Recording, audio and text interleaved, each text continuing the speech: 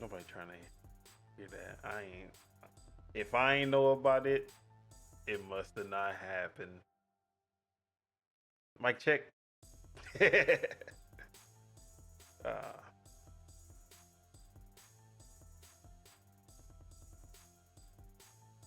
we You know what?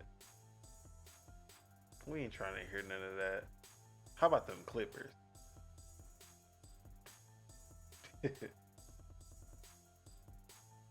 All right. What it do? What it don't? What it is and what it ain't? It's your boy Don Otaku, aka Don Solo, aka Solo the Don, aka Solo D Swaggy, aka the CEO of Devoid Gaming. More on that later. And this is Dual-Wield Gaming Podcast, not a working title. Episode 12. And happy election day to everyone who celebrates. I'm happy for y'all. But I am here with the one and only Subegels, aka Subeg, aka the Gaming Gardener, aka the Green Thumb, aka the Crazy Puff McGuff, and of course, Lognet's very own, the secret weapon, if you would say, and the co-host of this fine establishment. What's up? What it been like? What you been up to? I'm doing good. You know, I just came back from voting, which is funny because it's literally the last day to vote. So you know, I'm procrastinating with my vote, but I just came back. You know, I put my little, where is it, right here? I put my little sticker on. You know, the I voted sticker. We'll see who wins today, but I'm good though. I'm good. You know, I was talking to you before we recorded, but my one of my professors, she's driving me crazy, man. She's making us work overtime, bro. Like like she's not even making it easy for us.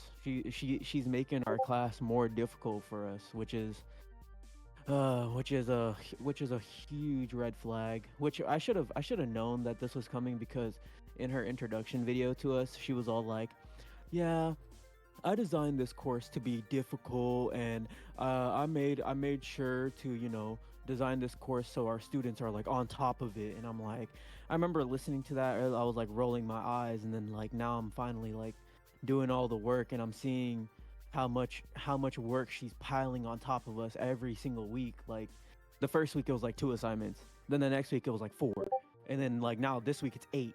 It's like Jesus Christ, like when is it gonna end?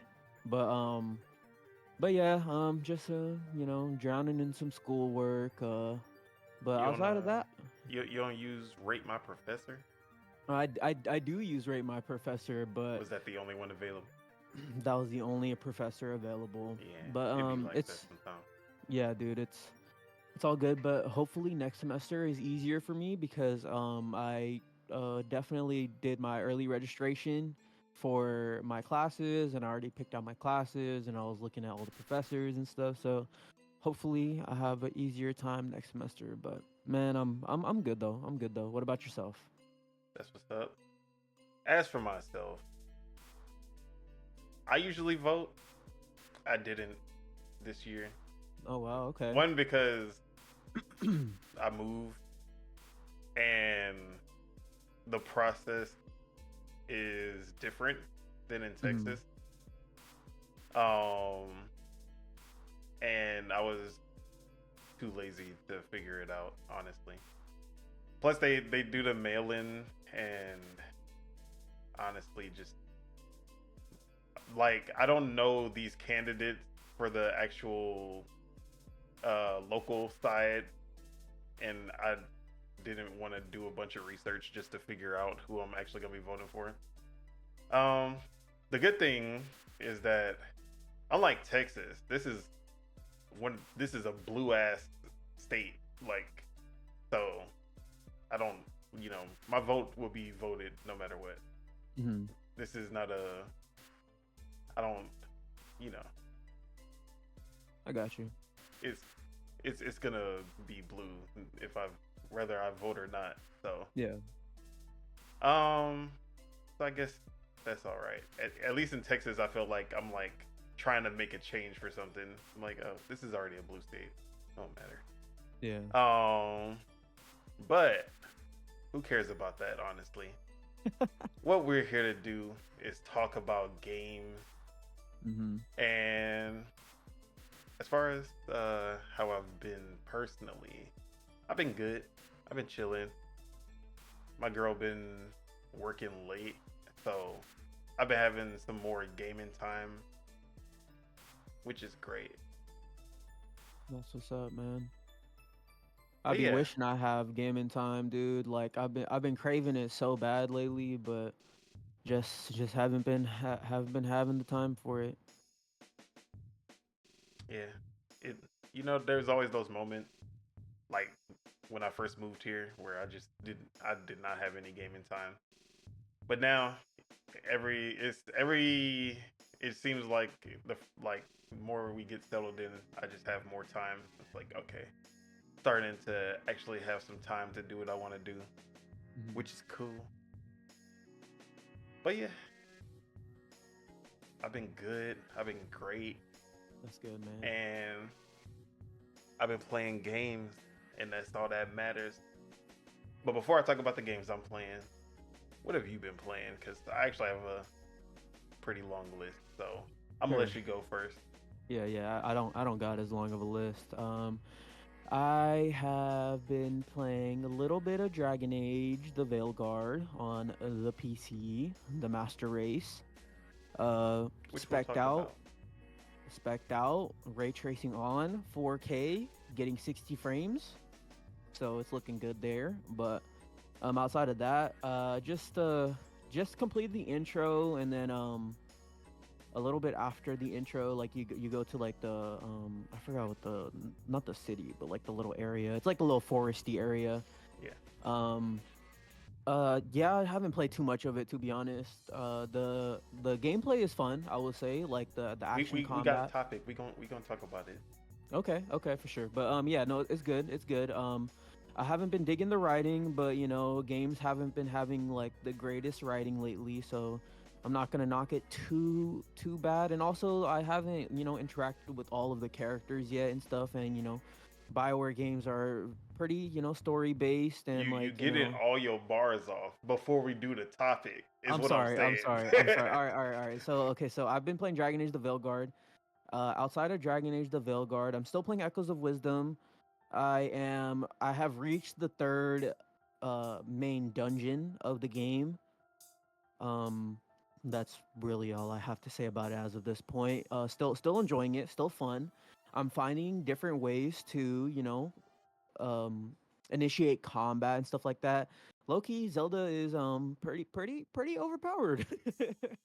I'm not gonna lie. She's pretty strong. She's pretty strong in this game, but um so I've been playing Echoes of Wisdom, and then the last game I've been playing is Monster Hunter Wilds Beta.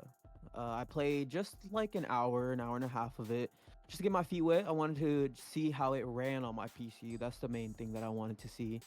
And yeah, dude, it's so cinematic, and like I love how it's more seamless. Whereas like you're not, because in the other Monster Hunter games, it's very like mission based and it's very segmented, and like the worlds are like each zones are very segmented from each other. But it seems like they're trying to make it so it's all in one, and I'm liking that. It's very immersive, and the game is also really gorgeous. So yeah, and I think the weapon that I chose, I was in between the air horn and the longsword, and I decided to use the longsword, and it's cool. I like how if you press LT, because I'm using controller. If you press LT, it kind of like aims in, and then you can actually like guide your attacks way easier that way instead of having to be so like dependent on where your character is positioned. Like you can actually aim in and attack instead of like trying to position your character in a means to attack. But yeah, I'm actually really liking it. It's super cool. I'm there day one, so it sold me on the game, and I was already excited for it. But yeah, that's the main stuff that I've been playing. Not too much. I wish there was more, but yeah. Yeah. As for myself, I guess I'll start with Monster Hunter because I have been playing, or I shouldn't say I have been playing. I played the Monster Hunters beta, and I think it's already over, right? yeah, it's over now. And it was all right, I guess. It was Monster Hunter, that's for sure. I think I already said this before, but I'm over Monster Hunter now. But this Monster Hunter beta just completely turned me off. Ooh. And the things that you said were a plus. The cinematic, the immersive, yeah, that shit is what turned me off from the game. That beginning cinematic, fucking on rails bullshit that I had to go through to get to the actual gameplay, that is what I hate in gaming. I hate that uncharted ass, scripted ass, bullshit ass section with the QTE, like everything I hate in gaming just rolled into one package at the beginning of this beta. Tough. The Can I camera comment on that? angles and all the other like I hated it. What were you gonna say? I was gonna say, to me, it didn't strike me as like this is how we're gonna present the game. To me, it struck me as like this is what you're able to do in the open world on your own once you start getting into the missions. Is it You know what though? I'm trying to say? That's how it like came off to me, honestly. But I understand what you're saying though. If I was doing it in the open world, I wouldn't be stuck at a fixed camera angle and not actually able to move the. I don't even know what they call the mounts in this game. Yeah.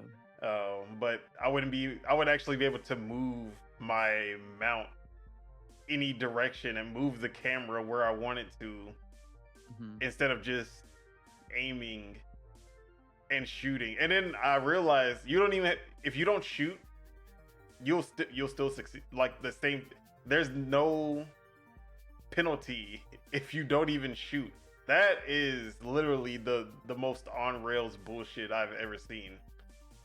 So that section already just pissed me off right off the bat. But then you actually get into the real Monster Hunter. And it is the open world seamless Monster Hunter that we have been asking for since Worlds came out. And I'm glad they finally got there. But for me, it's more of a too little, too late situation. Because this is what Worlds should have been. This is 100% what Rise should have been. But now I'm so over Monster Hunter that even these changes that I've been hoping for years, over a decade now, they're not. I'm not like it's not enough anymore. The reason I'm over Monster Hunter is that the gameplay itself is still the same that I've been playing since Monster Hunter 3. Mhm. And that's why I'm like over it, because the quality of life improves. But that's about it. Mhm. The actual combat, well, no, the combat has improved. I'll say it, because the combat used to be a lot, like they made it a lot more fluid since 3. But basically after 4, I would say it's been stagnant as far as gameplay. And it's like I usually go through which weapons and I try out different ones, and I always end up with the insect glaive or the switch axe. And then I play with these weapons and they play exactly how I remembered them from Worlds and how I remembered them from Rise. And there's been no improvements, there's been no changes. It's the same. I'm like, I've already played this game.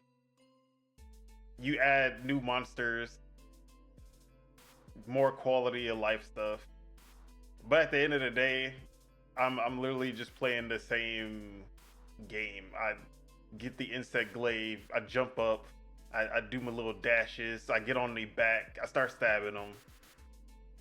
He's dead. That's the end. So I'm not hyped for this game, and I'll probably definitely get it on sale or when it comes to Game Pass, whichever happens first. But not I'm just not looking forward to this. I thought I would be once they announced that it was open world, but playing it now, I was just like, yeah, it's over. Tough. Damn. Yeah, Um, I don't feel the same way because my first Monster Hunter was World, so it's like I haven't been playing as much Monster Hunter, so it's like it's still relatively new to me. You know what I'm trying to say? yeah, I played 3, um, the Wii U version. I played PSP. I forgot which one was on PSP, but I played the PSP Monster Hunter.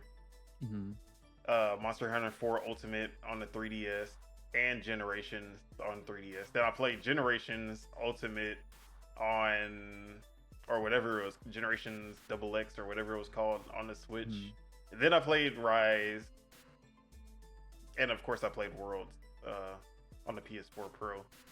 So yeah, I'm Monster Huntered out. There hasn't been enough changes for me, at least. But yeah, I'm happy for y'all. This is still a great game. I'm not gonna say it's a bad game or anything. Um, when I defeated the monster, and then I was just able to keep going after defeating the monster. Like you just uh go into the open world where you left off. I was like, okay, you don't like return to base and then you got to go out, and I was like, okay, yeah, this is great. That's good quality of life. But I wish I was more excited about this. So yeah, that is Monster Hunter Wild for me. Windblown, no, that's my shit. And I was co-oping with Bitta, and game is still great. I'm not gonna go too much into it because I've talked about this game like 3 episodes straight on this and Project Untitled. But Motion Twin, shout out to them. They killed this shit. The second boss whooping my ass, whooping our ass, because we still haven't beat the boss. We got close, but like after he gets to like 30%, he just starts doing some fuck shit. And then yeah. But so far the power-ups that you get, the unlocks at the base, they've been really satisfying. So I'm still enjoying this game a lot. Call of Duty, we still on that Black Ops 6. Um it's still Call of Duty, it's still hidden. It's getting annoying. The I won't say tryhards, but you know, The SK, uh, what am I trying to say? Skill based matchmaking. yeah, SBMM is SBMM. There you go. definitely showing out. For sure. When Nuketown dropped, I got off that shit so fast because I was Yeah. getting washed so bad on Nuketown because unlike the new maps, it's Nuketown. Everybody already knows. Everybody knows the angles. Yeah. Yeah, and that shit was so annoying. I was like, yeah, Hmm. getting off this shit quick with Yeah. the quickness. Yo. So that was annoying, but you know, I still hop on at least an hour, maybe whenever I can, whenever I'm in between my single player games, jump on. But yeah, we still on Black Ops 6. The hype is still going. That blops. And then the new season's about to drop. So that's gonna be cool. New maps, all that. And then the new version of Warzone. Can't wait to see what they do with that. But yeah, right now, we gonna see how long it lasts. I might actually prestige. We gonna see. The prestige is actually pretty cool this time because you can keep you can either keep a weapon or a perk or something that goes with you when you prestige instead of losing everything. So that's pretty cool. All right, Fields of Mystria. I talked about this game last time. Stardew Valley ish clone in a fantasy world, and play some more of it. It's still just Stardew Valley. There's definitely some quality of life changes that are improvements over Stardew Valley. The animations are good. Combat is more fun, but nothing too game changing in the space, honestly. But I'm sticking with it. The characters are all right. I like that the characters they basically have group interactions whenever, like, say you're in the inn where everyone hangs out. They'll actually have group conversations if they're actually like together. So it won't be like you talk to each one of them separately. They'll actually be having a conversation amongst themselves and you're like listening in on the conversation that they're having. So that's a lot different from what you would see with Stardew Valley, Harvest Moon, Story of Seasons, stuff like that. And then when they like break up out of their groups, they'll have like their individual things to say to you as well. So the dialogue, the characters, so far, it's been pretty good, pretty high quality. So I'm liking that aspect of it so far. All right. Was that everything?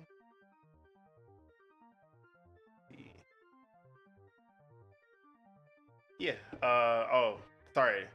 The next game is something I don't have gameplay for because I thought it would be boring if I put the gameplay up.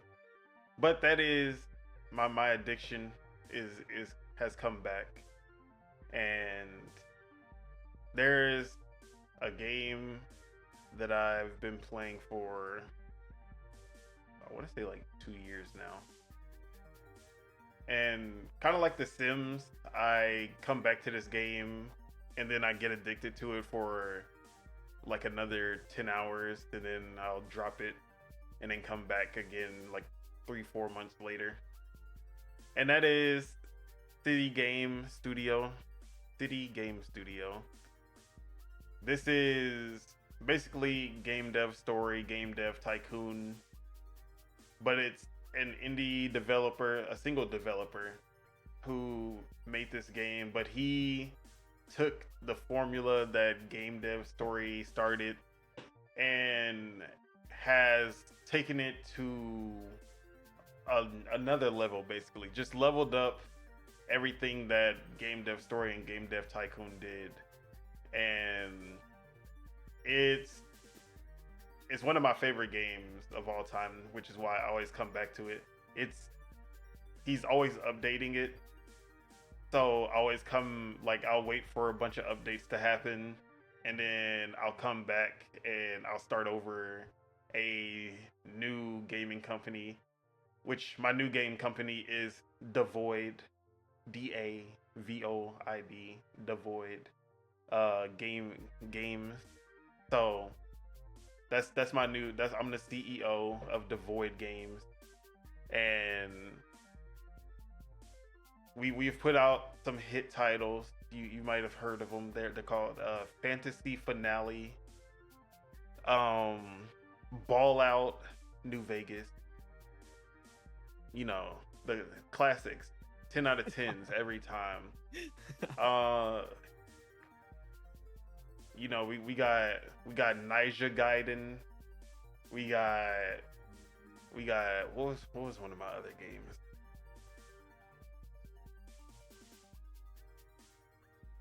I can't even think of the titles, but basically it's a tycoon / management style game where you start up a game company in your garage.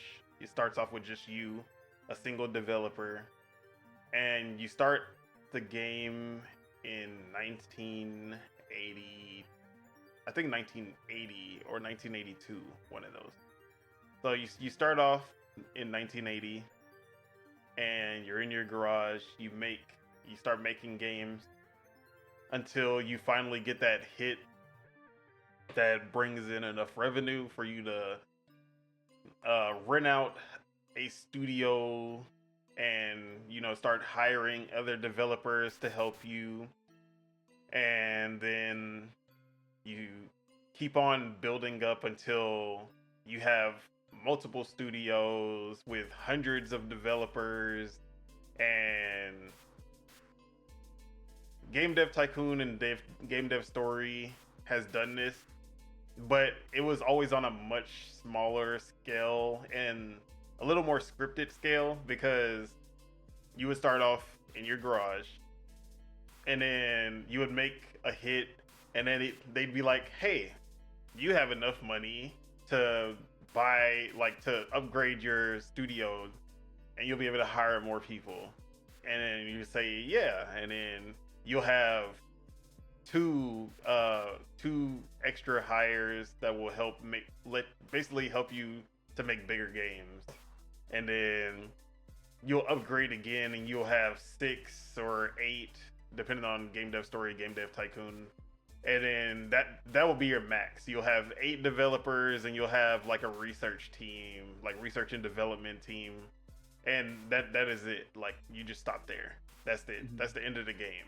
And then but in City Game Studio, they're like, you get to decide, like, you'll basically decide when you move on from your garage to build your first studio where you can hire more people. And then you don't stop at just like, oh, this is the max that you can have.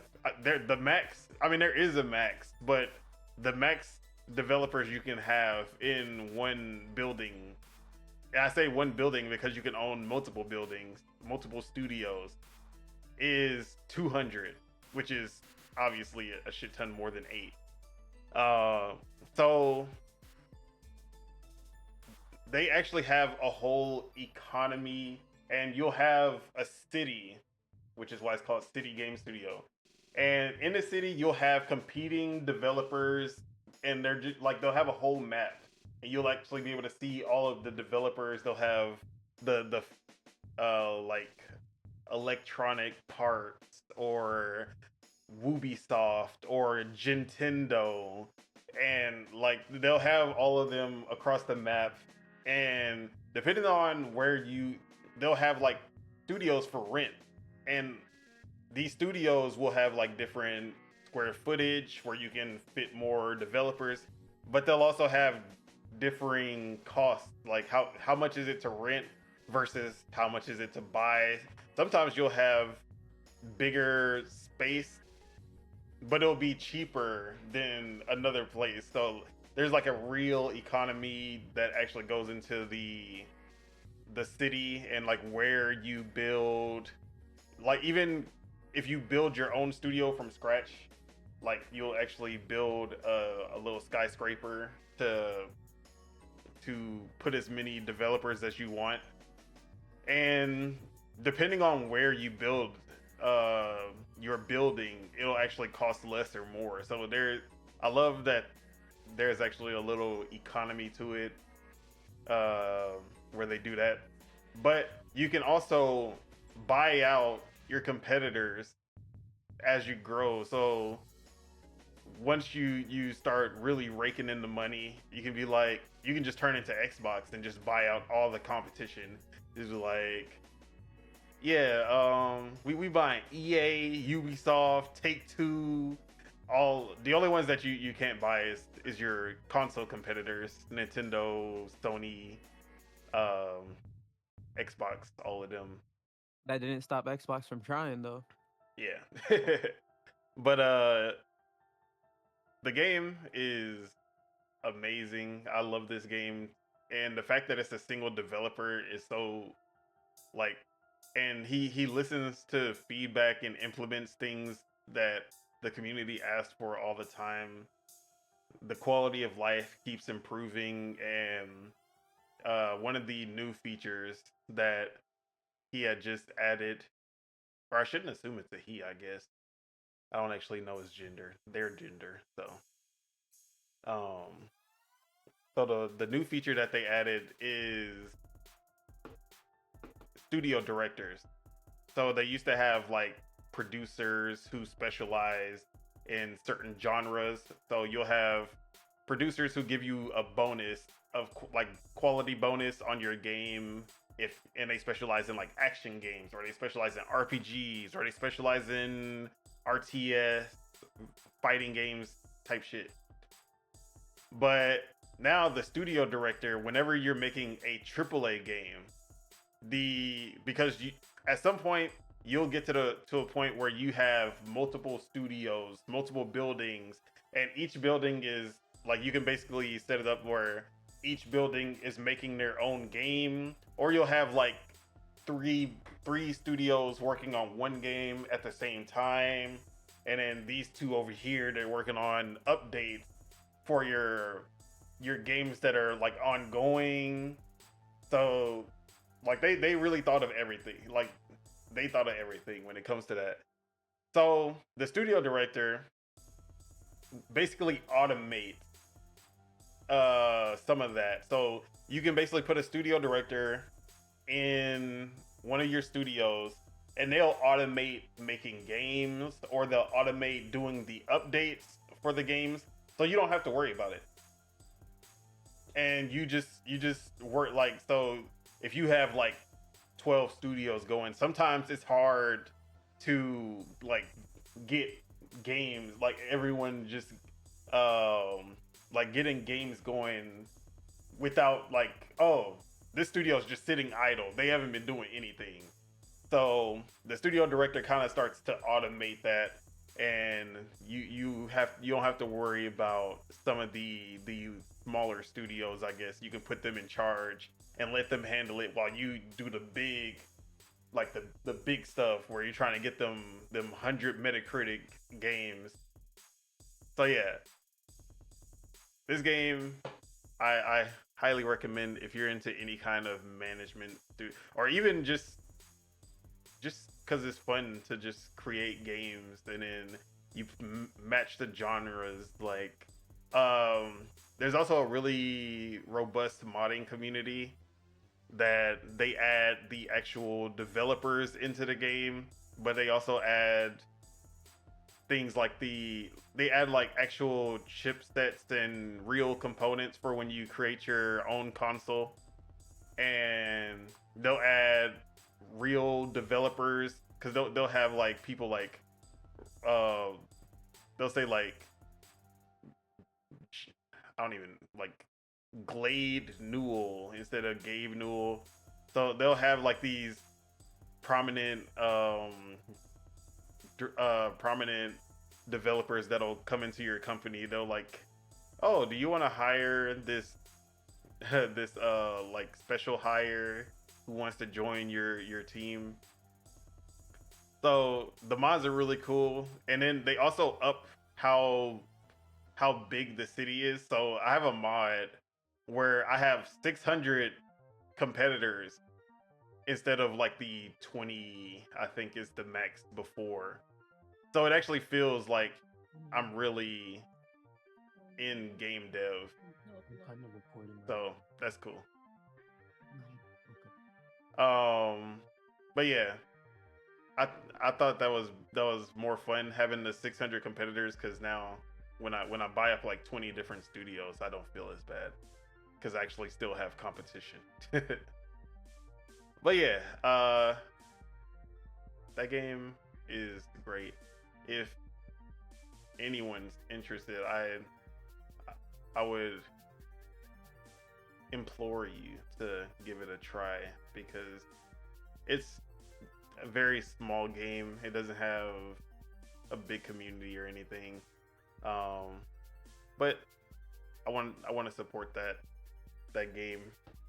So if I can get that out there, y'all should try it out. Anybody. But yeah, that is City Game Studio on Steam, not on consoles. But yeah, the last thing I've been playing is Dragon Age. Oh, and I've also still been playing Dave the Diver, but I won't go much more into that. But the last game that I've been playing is Dragon Age, the Veilguard. And if you haven't seen, this game is one of the most polarizing games we have seen in a while. Yep. Super divisive.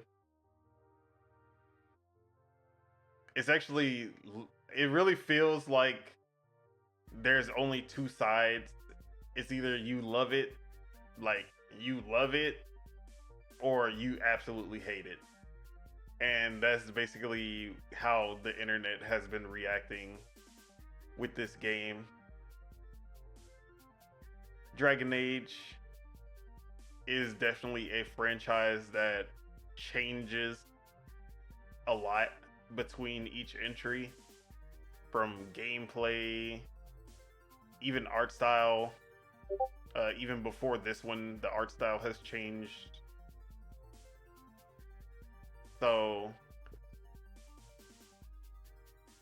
I don't know, but fans, there's definitely some fans who accept the change, and then there's the group of fans who are still holding on to Dragon Age Origins.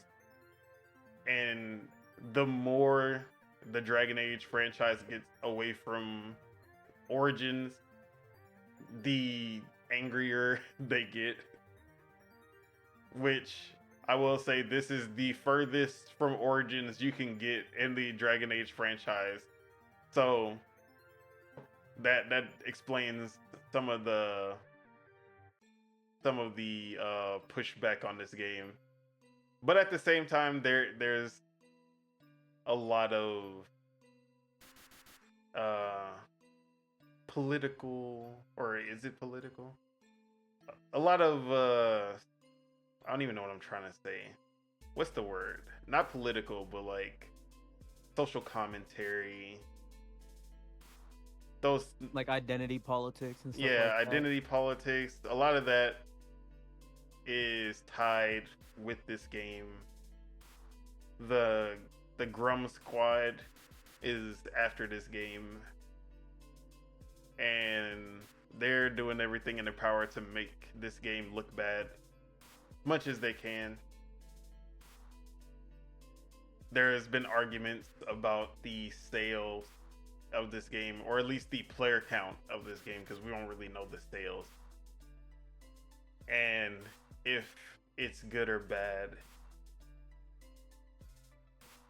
But where I'm sitting, like I'm literally in the middle, and there's both sides who are just on the extreme ends, and they're both battling. And I'm like, bro, why is it never why is there never an in between?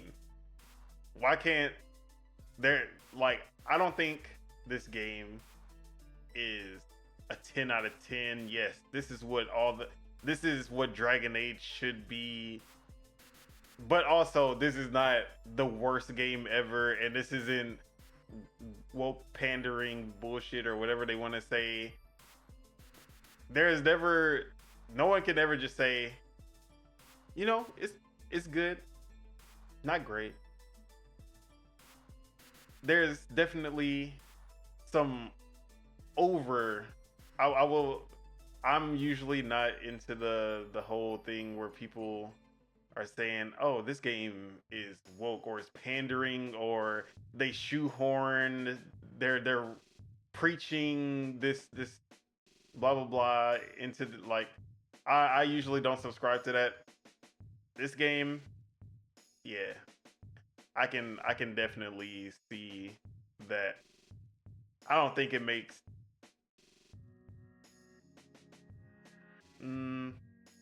I don't think it ruins the game like people try to make it out to be. Yeah.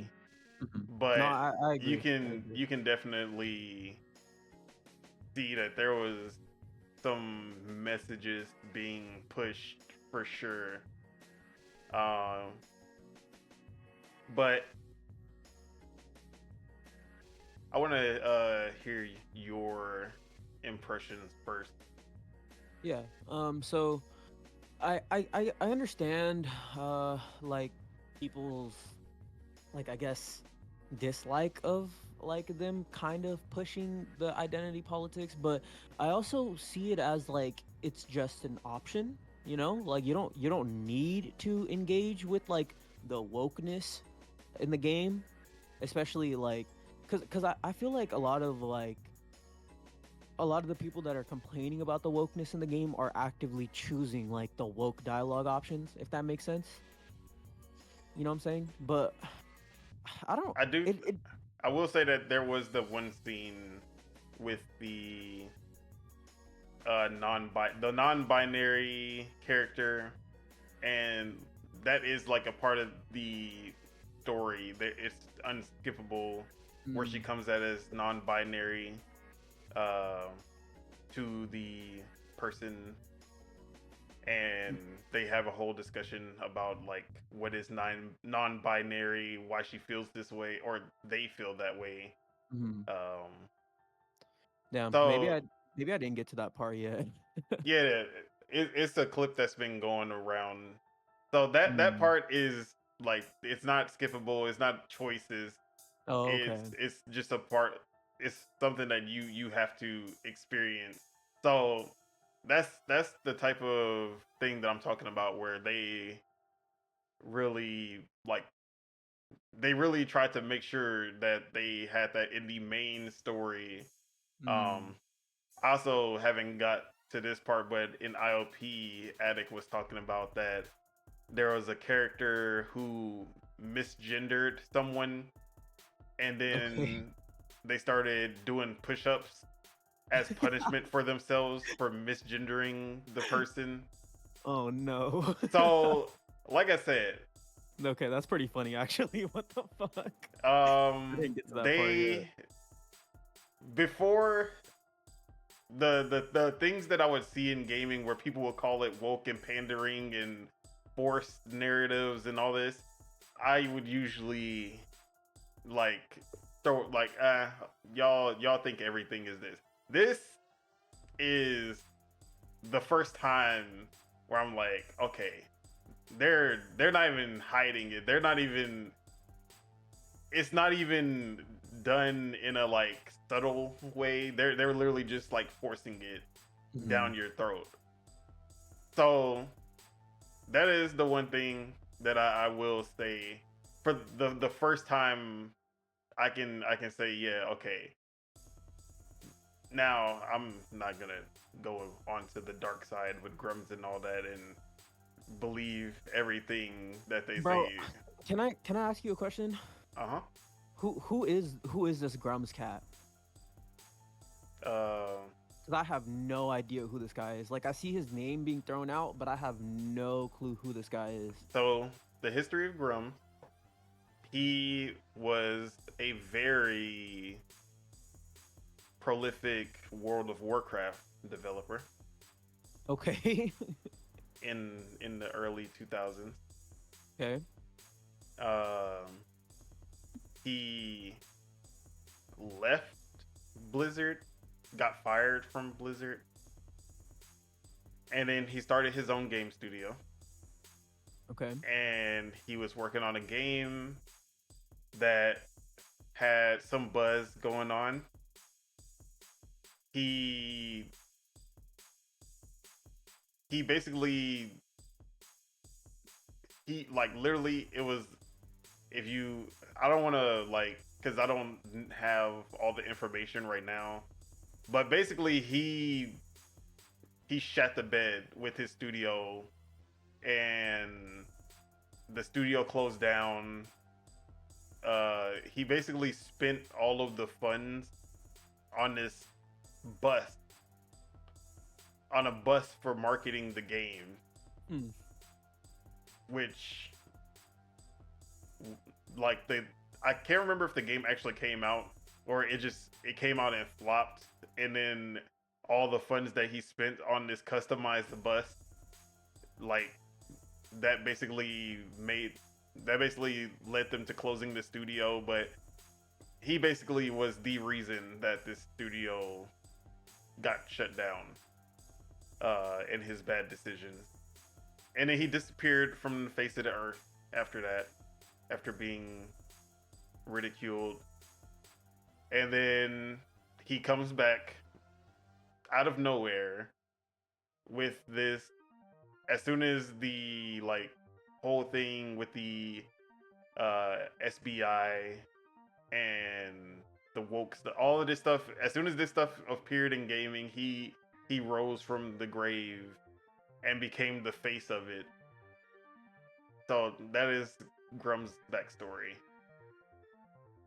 He's a failed game developer who put his face to and he basically tried to use his past as a game developer to basically try to convince people that this is what they do, and I was a game developer. I own my own company, and that's why people backed him.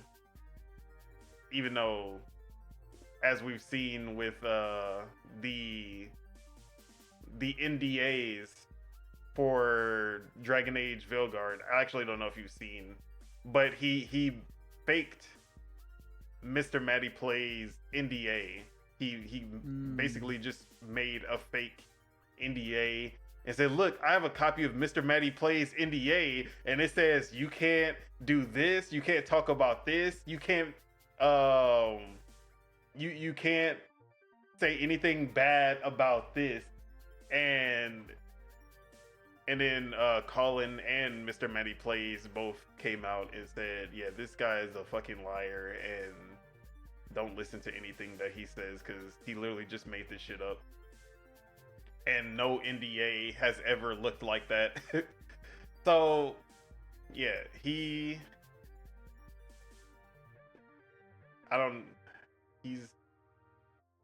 a nobody, honestly, at the end of the day. He's a nobody that just became the face of this movement. But Got it. so yeah, the Grum's army, they're after this game, and for the first time, this I can say for sure that yeah, I can see why they would be after this game.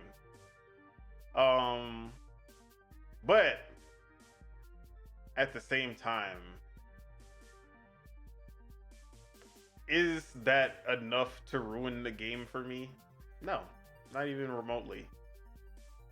Do I find it too much force? Would I consider it bad writing? Yes, all of those for sure. But I'm gonna let you finish your impressions because I did kind of cut you off. No, no, you good, you good. Yeah, I feel the same way. Like I can look past, like iffy writing. I can look past the identity politics stuff. Just because how do I explain this? Like you see it in everyday life. Like even if you're just walking down the street and stuff like that. Like you'll see, um other genders, you'll see the LGBTQ, all that stuff. Like you'll see it in the street. So it's like you kind of can't escape it in real life. And I understand why people, like, dislike it, because like they don't want, the real world to be in our video games. But the truth is, like, it is a big, like, it is a big, you know thing that's going on now. And games are going to start to tackle these subjects. So regardless if you like it or not, humans are at the head of these video games. And humans will talk about and showcase their opinions and their ideals. So it is what it is. I like you said, it's not all that stuff in the game doesn't deter me from playing the game. Like I'm still, like, I literally was enjoying playing it. Like because I love the, gorgeous graphics. Like a pretty game can win me over sometimes, just based off of how it looks. And I'm enjoying how, like, the characters kind of like have this weight to them. um Also, I chose the mage class to begin with. Okay, I was just about to ask. Yeah, I chose the mage class. And I'm not gonna lie, the mage class kind of feels very similar to Hogwarts Legacy in how it plays. Yeah, I've heard But yeah, it's like it's super similar, which is, even like the dodge and the dash is very similar to Hogwarts Legacy as well. But yeah, no, I'm enjoying it. It's actually fun. Like I'm liking the combat. It's like a simplified version of, Final Fantasy VII Remake. And it feels, which is it funny feels because Final Fantasy VII Remake was like a more robust version of the Dragon Age combat. Yeah. And then it even kind of has like the Guardians of the Galaxy like tendencies to it, kind of like where you have to pick your supporting cast, like their like, what's it called, their moves that moves. they, yeah, their skills. support moves. Yeah, like you just kind of click it and they do it, instead of like you having to like switch over to them and whatnot. Yep. But like you can in Final Fantasy VII Remake and Rebirth, And the where old like you Dragon can, Age games. yeah, and exactly, where you can switch over to the party members and manually control them. But I'm enjoying it though. Like the effects are crazy. Like I said, the ray tracing is incredible. The 4 years that I've built my PC, like, I literally haven't had a AAA game where, like, I got it on the PC and I'm like, wow, this runs amazing and it looks amazing. So it's like, it's kind of an outlier for me in that aspect. Like a lot of the AAA games that I do play on PC, there's always something that tells me, like, oh, I kind of wish I played it on console, where it's like you kind of get that simplicity of, like, just choosing, like, either performance or fidelity, and then just taking it for what it is. But like, this is one of the first games where, like, I have been able to dial up my settings, like ultra or high, and like ray tracing on, and I am able to get like a really solid, like, 4K 60 FPS experience. and I'm really enjoying that aspect of the game. Like it's gorgeous. It performs really well. It's really well optimized. The game settings, the graphical settings in the game are very um, descriptive. They describe what they're changing really well, and it even shows you in real time like what it's changing and how it affects like the VRAM and all that. Yep. But yeah, no, I'm liking it. Like it's not like groundbreaking. It's not like game of the year or anything like that. But it's an enjoyable little fantasy RPG. So, story wise, dialogue, characters. I know you haven't really played much, but has any of that stood out to you at all? I like I forgot I'm forgetting her name. I think her name is Balara or something Oh like yeah, that. Balara, I like her as a character. Balara, She seems pretty cool. But outside of the that, Veil Jumper. yeah, the Veil Jumper. Yeah. I'm not gonna lie. I'm kind of liking Rook as a character, just because they seem like they're just there, and the dialogue options kind of just like accentuate that point where it's like they're not like trying to be this like crazy superhero. They're just kind of like in the mix, you know, like and I'm kind of liking that. But we'll see how the game goes. The character Rook is very punny. I'll say that. Like they do say a lot of puns, and they do be joking around a lot. But I will also say the character creator in this game is also pretty solid. Fire. Yeah, and the hair Shout out to the obviously. blacks. Yeah, Shout out to my the- motherfucking blacks, cause Dragon Age, they were like, we got y'all. for sure. Cause not only did they give us a good amount of options, but the texture, the even the way the black hair moves versus the everyone else hair. That's what I call it. Everyone else hair. Like the Jerry curl moves differently than the straight hair, and if you get like a curly fro, it moves differently than like they did their research. That shit was on point. Shout out to BioWare just for that. Like that shit was fire. One of the best. Hogwarts Legacy was also really good, but the hair movement really just that shit is fire in this game. I don't even know how they did that shit. But yeah, They still that, have the that's Killmonger haircut though. yeah. At least it's not the only black Yeah, option like most games. for sure. I will say I was able to make a Indian looking dude. My character looks pretty Indian, so it's they cooked, man. They cooked with the character creator for sure. But yeah, anything else you wanted to add? Nah, man. Dude. I was this is actually the game that I've been craving to play the most. Oddly enough, I need to get through Echoes of Wisdom so I can cover it and review it. Windblown, I'm still playing and stuff. I only have to do the impressions of that. I don't need to review it because the game's not out like Yeah, early completely. access. So I really just need to do an impressions piece of it, and then I can work with PD for the video. But funny enough, man, this is a game that I've been wanting to play. It's just I just haven't been able to sink my teeth into it. But hopefully I will before Stalker 2, because that's the next game that I'm like kind of looking to play. But yeah, man, I'm liking it. I'm coming out of my impressions more positive than I thought I would. All right.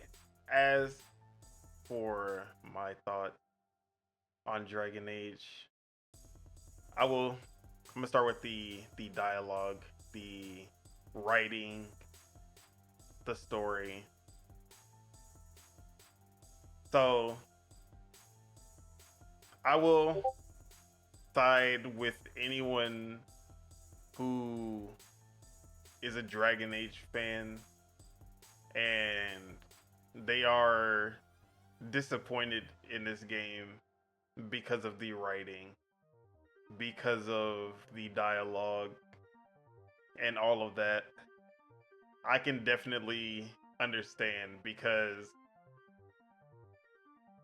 there is what I like to call a Marvelification of the dialogue in this game. It has that Disney writing energy Absolutely. that, well, that just happened type of. I fucking hate that shit, but there are times when it works and there are times when it doesn't. So Dragon Age fans who like Maddie, like Skill Up, I already know this. Like, when I started playing, I wanted to be like, man, Maddie don't know what he's talking about. Skill Up, he don't know what he's talking about. But just off the first 3 hours, I was like, oh yeah, I already know what they talking about. And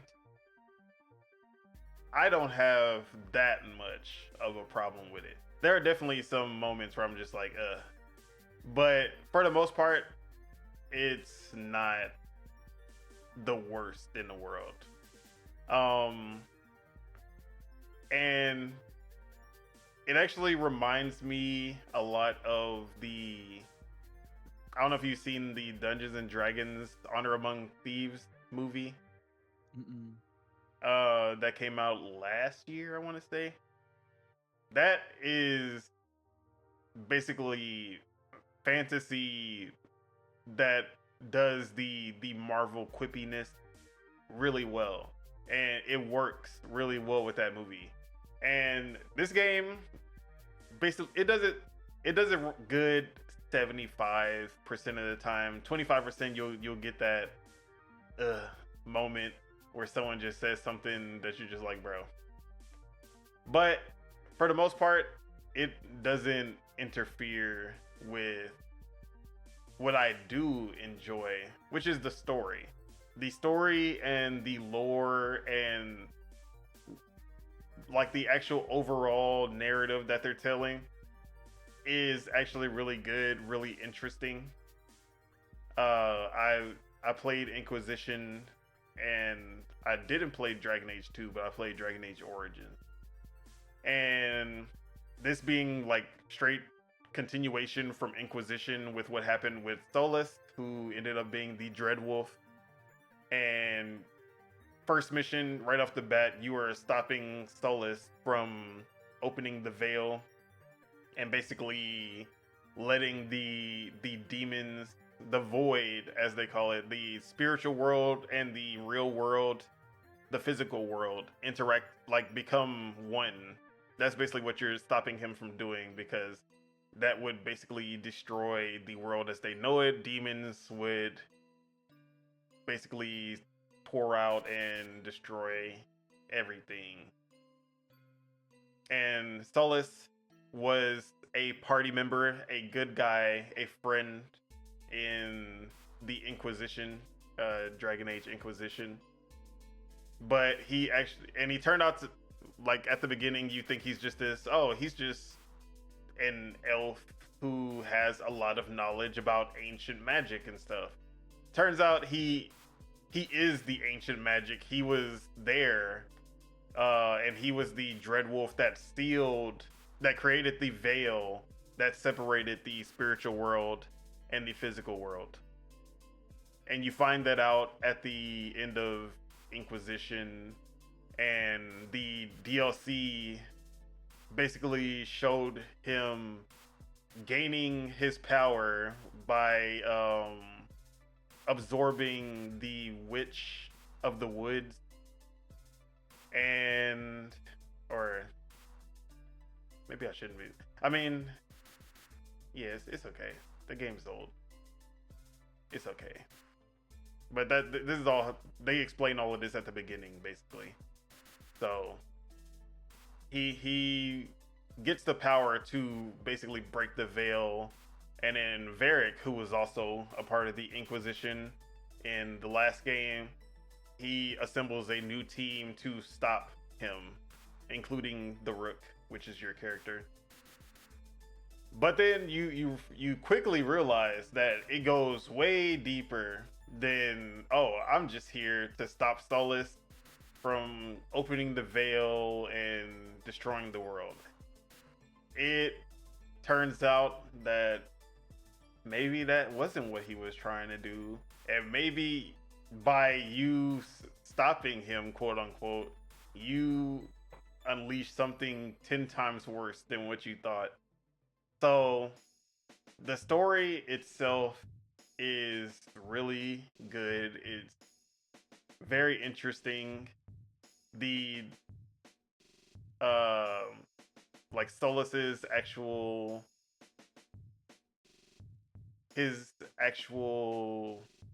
what am I trying to say? His intentions, and him as a character, because he does pop up more later on. I'm loving his character arc in this game, and Nev, right now Nev is Bay.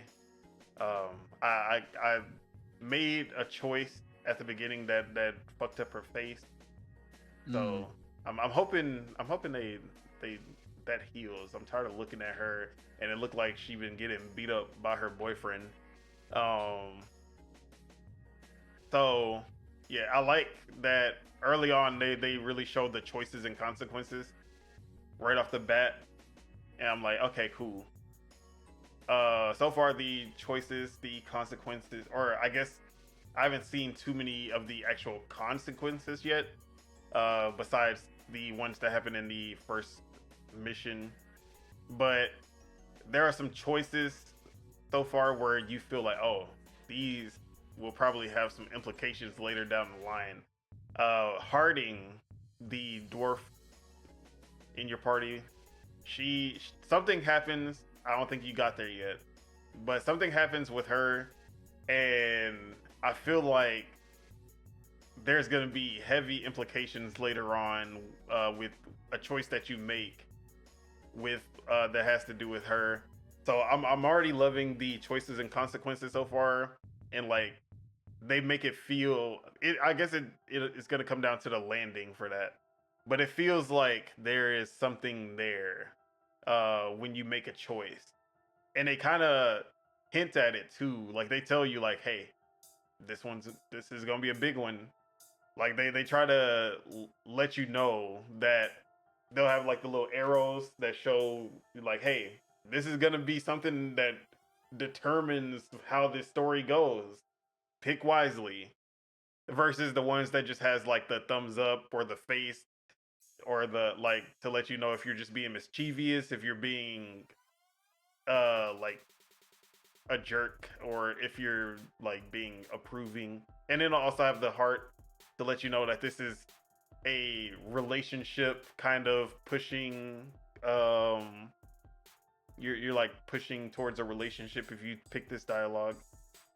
So I'm liking that aspect a lot so far. So writing, dialogue, it's 50-50. But the story, the choices and consequences, I'm really digging a lot. Now, what I'm really here for is that gameplay. And that gameplay, that shit is kind of fire. I ain't gonna lie. That gameplay is fire. Now, I am a warrior. There was the choice of Ranger. Is that what it was? Yeah, I think it's Ranger, Ranger, Warrior, and then Mage. Yeah, Ranger, Warrior, and Mage. The Ranger would have dual daggers and a bow and arrow. The Mage has staff and wand. It has a staff and a dagger. Okay, staff and dagger.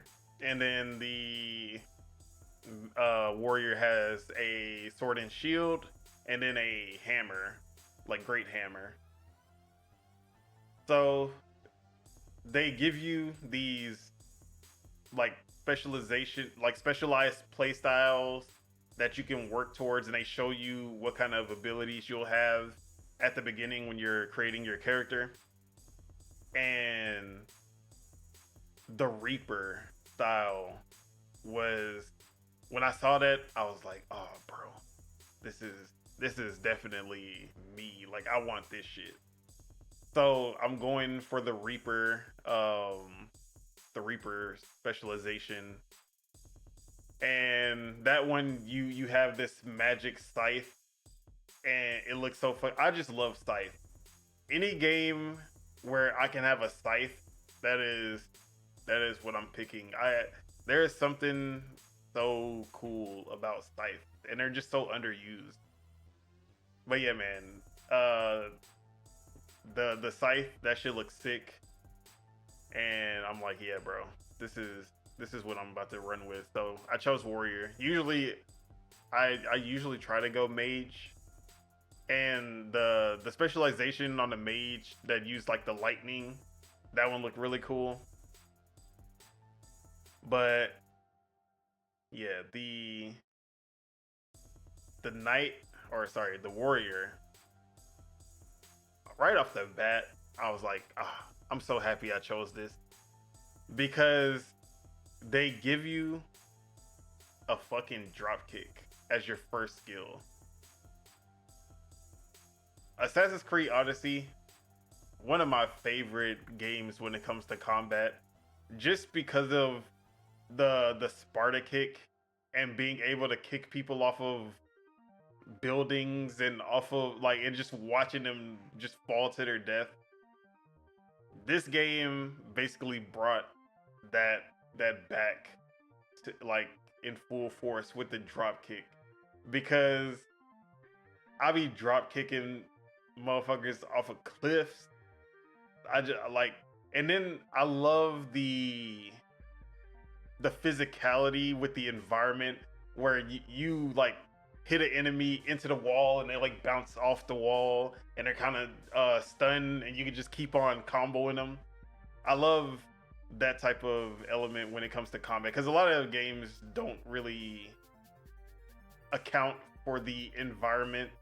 You'll like hit them into a wall and they just like nothing happens.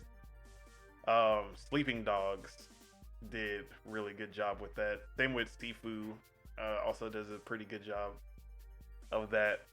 So yeah, the fact that you can hit enemies into the wall and actually use that to your advantage, I'm loving that. The combat just keeps getting better. So at first, you're just mashing X, mostly mashing X, LB when you need to parry, and then you can dodge with B, which all of that already feels good from the jump.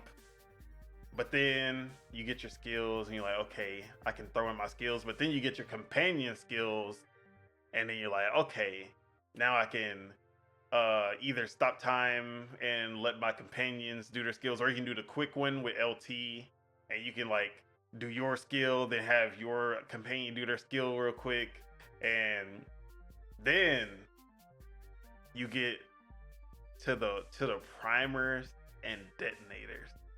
And this is where shit start popping off, bro. If you played Anthem, this was a part of Anthem. And the one thing nobody can ever say about Anthem is that the gameplay was bad. Because the gameplay in Anthem was fucking fire. Even Andromeda, Mass Effect Andromeda, gameplay in Andromeda is the best in the franchise. Everything else just sucks. So Dragon Age definitely is continuing that with Dragon Age Veilguard, because the gameplay is so on point, but they brought back the detonators and primers. So basically what that means is that you or your companions will have a skill, and your companion or you will have a skill that basically combos with your companion skill. So let's say you do uh like a magic ability that kind of does a area of effect that kind of stuns the enemies or stops them or something like that. Then your companion will have a skill and it'll show like, oh, this one is a combo to that skill that you just used. And then you'll use that skill and it will like detonate that skill, and then it'll do like a extra combo effect on it that like basically meshes those two together. And that, like, once they introduce that, that is when the combat really opens up and it starts feeling really good. And then you unlock the charge attacks where you're able to actually like hold X or hold Y during a combo. Um, it's really good, and it just keeps opening up as I play it. I'm like, oh, bro, this shit is fire. So, like, playing with the warrior, it feels like I'm playing God of War. And then you said like playing with the mage, it feels like you're playing Hogwarts Legacy. Obviously, the combat designers, they were looking at some um good inspiration for sure. But yeah, combat wise, this is not even close the best Dragon Age get. Like, it's not even close, honestly. Dragon Age has always had okay to mediocre gameplay. The writing, the story, all of that basically made up for the fact that the gameplay was ass. In this one, it's the opposite. The gameplay is good. The writing has suffered considerably, and I know there are definitely the Dragon Age fans who are only there for the writing, for the story, for how their choices and consequence play out, all of that. And I understand if you hate this game because of that. But me, I am a gameplay first kind of guy. I'm definitely in the camp that gameplay trumps everything. So I I would honestly prefer this to the other Dragon Age games so far. I know, blasphemous, but the story, like I said, the narrative is good. Writing, not as good, but I'm okay with um, a sacrifice in writing for how good this gameplay is. But yeah, that's just me though. But yeah, this game, it was sitting at an 80 for a while. It's at an 83 now on Metacritic. Steam reviews is mostly positive, and it kept out at right under 90K. I think it was like 88,000. And there's been a lot of arguing if this is a success or if this is a failure. Like, both sides are fighting like, oh, was this like, oh, this is definitely a success, and the other ones are like, no, this is definitely a failure. And we know this game took like 8 years to make, um, which is considered long when it comes to game development. And I just want to hear, like, how do you make it out? What would you say this game needs to sell to be considered successful? Uh, um, well, it's EA, so I think anything under like 8 million, and they'll probably consider a failure. But for me, well, they did they already confirm that Mass Effect is being worked on? Yeah. Okay, so it must have been a good enough success for for them to still be confident in producing a Mass Effect. Mm, honestly, I seen the player numbers and I'm like this is pretty decent. Like, and I think they even came out and said that this like the concurrence is like the most for any Bioware game, Yep. right? So But I believe Jedi Survivor didn't launch on Steam, if I'm remembering. okay. I Because mean, it used to be EA Play yeah. exclusives, and then Mm-hmm. so there's You know, caveat. yeah, And yeah, then for sure. Battlefield sucked, so For sure. Um, yeah, I mean, I'm content with it. I think I would consider it a success because I mean, if we consider Metaphor, like 70K, 80K concurrent, that's what it was, right? Like around 70, 80K it for hit Metaphor. 100. Oh, it hit 100? Okay, Yeah. okay. And Metaphor is considered a really good success, and also October was a pretty stacked month with releases almost every week. Yeah. Yeah, I mean it did better than I thought it was. For sure. Yeah. It actually did do better than I thought. I thought it was going to hit like 50 on like max. Um you bring up Metaphor, but I also think Metaphor's budget and compared to I mean, this game Metaphor was also in the works for a long ass time. So, but I don't think their budget is anywhere close to Dragon Age the Veilguard, especially with how long that game has been Mhm. in development as a AAA Western uh Western game. So Sure. Yeah, that's also that's fair because it's made in Canada versus in Japan, and I'm sure the Canadian game devs probably make more yeah, on and I average. mean it's definitely not as in Canada. Developer wages are definitely not anywhere near like California Yeah. for sure. So if Bioware was in California, I think they would have already been out of there. Yeah, yeah, probably. But I think it's a moderate success. I think, especially with when it came out and around what games it came out, 90K, and then the fact that a lot of people do actually use EA Play, and then that's still not counting for what's going on consoles as well. I could see it hitting 2 million in the first month. Um, now is that good enough for EA? Again, with how long the game has taken, I don't think so. I don't think. I think EA would want more for sure, but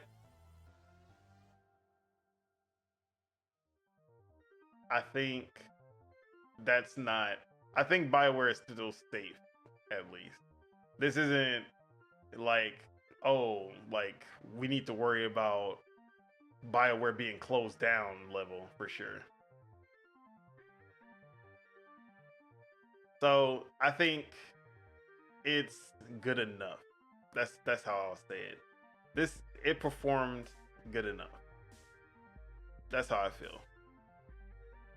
The people who were saying, "Oh, look at this failure," and bringing up multiplayer games like Grand Blue Fantasy Rising, as look at this niche RPG that got more concurrent players when Grand Blue Fantasy is like one of the biggest franchises in Japan, just on mobile, but they act like this is some new IP or something. Hmm. Uh, those people, uh, you know who you are. I'm not gonna call you out. You guys are fucking weirdos. And then the same people. Oh, look what Cyberpunk did it like, bro, Cyberpunk, come on. And then bringing up Baldur's Gate 3, all these other like the biggest people, like literally the biggest names on Steam's the outliers as these comparisons. Y'all are weird. But at the same time, anyone who's just like, yeah, this is an extreme success. We won. This is like all of that also. Yeah, nah. This whole game, like all of the discussion about this game is too extreme. It literally should just be, it performed good. It's a good game. It did everything good enough. The game is good enough. The sales is good enough. That is how the dialogue for this game should be. This isn't the... You could say it didn't live up to what BioWare is known for, which is their writing, all that. But in other ways, it has excelled where BioWare, especially the Dragon Age games, have not excelled, which is the gameplay. It's excelled even more than games who are known for their gameplay. So I take that as a win. But you know, there's no such thing as nuance anymore. Mm-hmm. But yeah, was there anything you wanted to add to Dragon Age before we move on? I mean, it's the only thing that I have to add is I think that it's worth celebrating the fact that they launched a release stable AAA game. I think that's worth celebrating. Yeah, a lot of people not even talking about that. This game Yeah. has almost no, or at least I haven't encountered or seen people talking about bugs in this game. Mm-hmm. Runs really well on PC. Runs really well on console. What you can't say that about every AAA release, that's for sure. Mm-hmm. And it runs on Frostbite, and it doesn't look absolutely terrible. I will say that this game is definitely, this is a new term that I'm about to coin. This game is PlayStation pretty. Okay. You know what that means?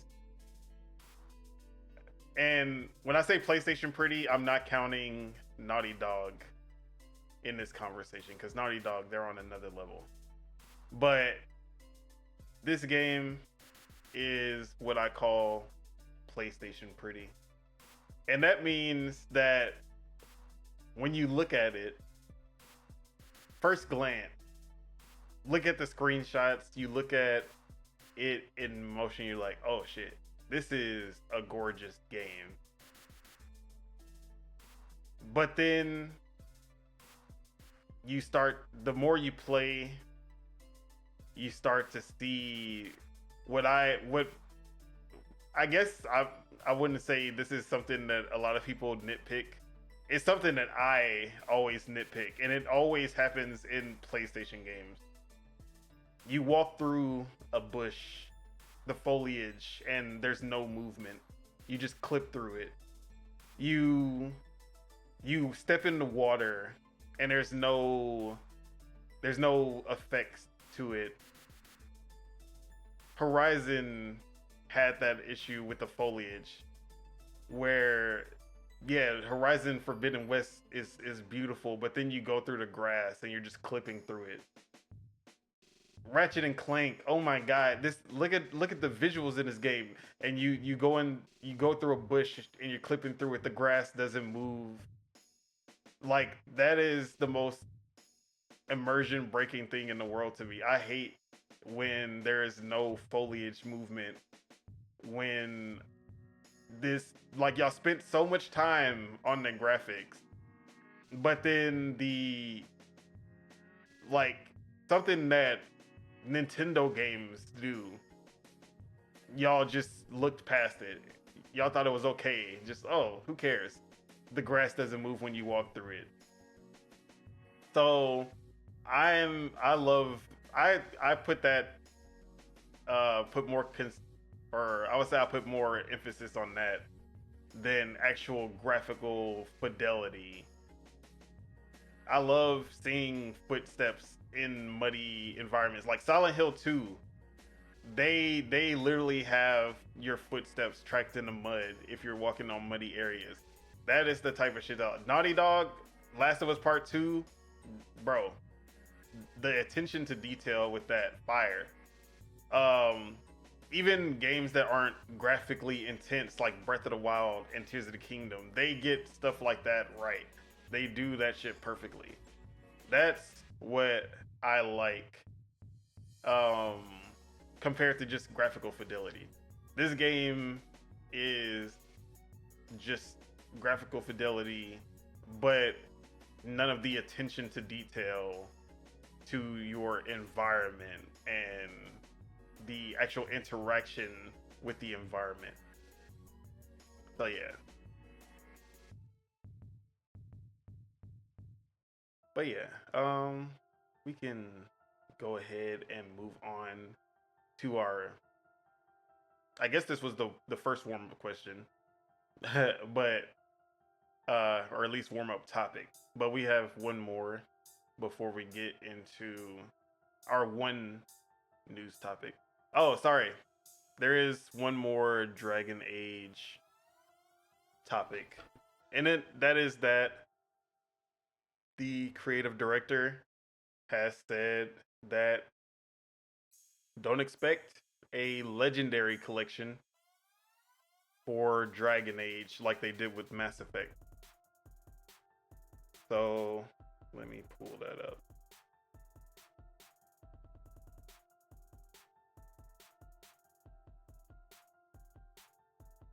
So this is coming from Insider Gaming and Mike Straw. Dragon Age The Veilguard is out and it's been a well-received game overall. It's launched 10 years after the last mainline Dragon Age game has had people wondering if the original games could get the remaster treatment. While creative director John Epler would like it to happen, he doesn't see it likely. In an interview with Rolling Stone around the game's launch, Epler was asked about seeing the first 3 games remastered in some way. He says, I think I'm one of about maybe 20 people left at BioWare who's actually used Eclipse, which is their previous engine. It's something that's going to be as easy. It's not going to be something. It's something that's not going to be as easy as Mass Effect. But we do love the original games. Never say never. I guess that's what it comes down to. While he does say never say never, the technology of the original games could prove a sticking point. The first 2 Dragon Age games from 2009 and 2011 were built with the custom Eclipse engine. The third game, Dragon Age Inquisition, ultimately moved to the Frostbite engine, making it more likely for a remaster than the others. So yeah, how are we feeling about this?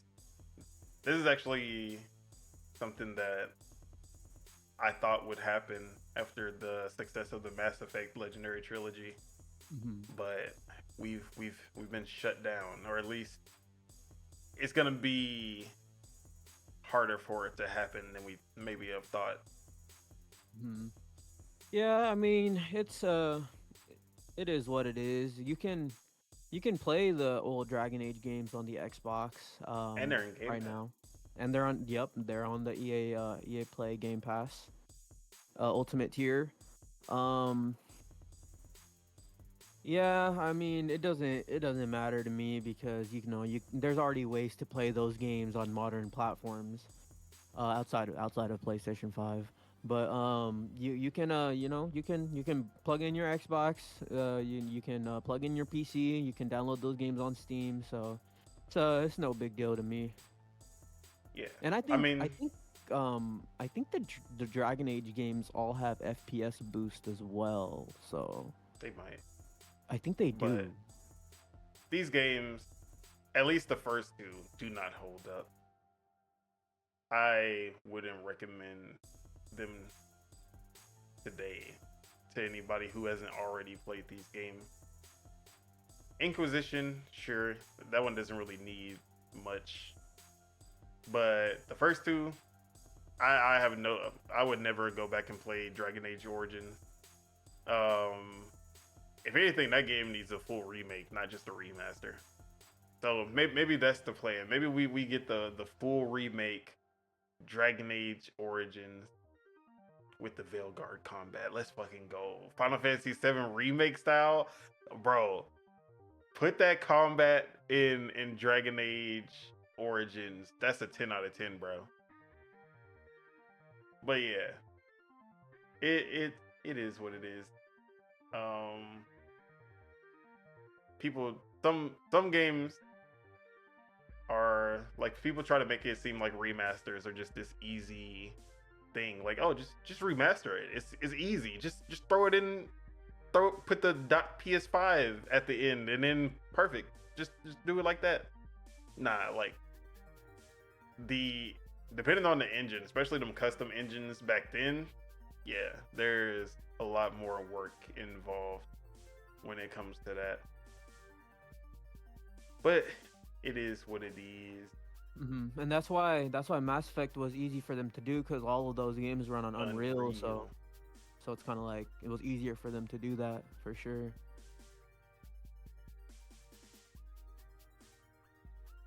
But yeah, I wonder if Dragon Age will go to Unreal after this one. I don't think so. I think they're obviously Frostbite is working for them. But yeah, let's move on to a collection of different news for this warm-up topic. It's kind of our first news topic, but we wanted to encompass this into an overarching discussion about good old PlayStation. So last week we talked about Concord, the closure of Firewalk and Neon Koi, some bad decisions that PlayStation made leading up to that. But we also wanted to look back on the PS5 generation as a whole when it comes to how many studios they have closed, as well as some recent news that also came out this week concerning the PS5 Pro and an upcoming big release, Wolverine. So let's start with the news topics. The first is that Steven Totilo at GameFile.news had a scoop where he reported that Brian Horton is no longer creative director of Marvel's Wolverine from PlayStation's and Insomniac. He's now creative director of Perfect Dark from Xbox and The Initiative. The Ratchet and Clank leads are now running Wolverine. And I'll read from the article. Two major upcoming first-party video games have gotten big changes at the top as part of an unusual leadership shuffle. GameFile has learned Brian Horton, who was publicly named as the creative director of Sony Insomniac's upcoming Marvel's Wolverine for PS5, has been off the project since the summer, two sources familiar with the matter told GameFile. The game is now being helmed by creative director Marcus Smith, a rep for Sony Interactive Entertainment has confirmed. I hate this article because he says the person has confirmed to GameFile like 5 times, and I remember reading it before. I was like, bro, we get it. They confirmed it. Mike Daly will serve as Wolverine's new game director. Wolverine's previously announced game director, Cameron Christian, will remain at the studio in a different role. Smith and Daly are a formidable new duo for Wolverine. They previously held creative director and game director roles, respectively, on Insomniac's acclaimed 2021 release, Ratchet and Clank Rift Apart. The changes atop the Wolverine development team are the result of creative decisions around the game. The two sources told GameFile SIE's rep declined to comment on the reason for the role changes on Wolverine. As for Horton, who previously worked as the creative director, he has already found a new high-profile gig. He's the new creative director of the Xbox-published Perfect Dark, the highly anticipated first-person shooter that is being co-developed by Microsoft's The Initiative and Embracer-owned Crystal Dynamics.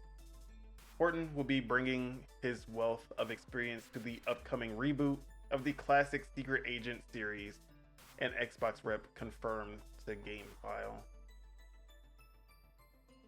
So we have Brian Horton, the previous creative director, leaving Wolverine and moving over to Perfect Dark by The Initiative. Mike Daly is the new game director. Mike Daly is the new game director. And who replaced? Marcus Smith is the new creative director. Now,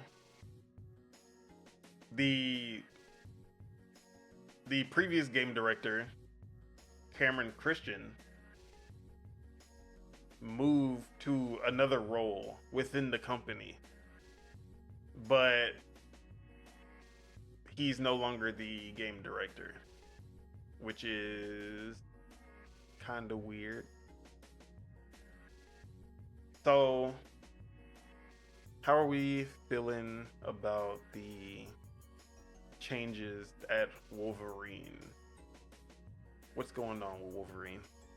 Man, I don't know. And then there was the rumor that game is apparently coming out next year, which goes against the original rumor saying that the game is actually like a few years off.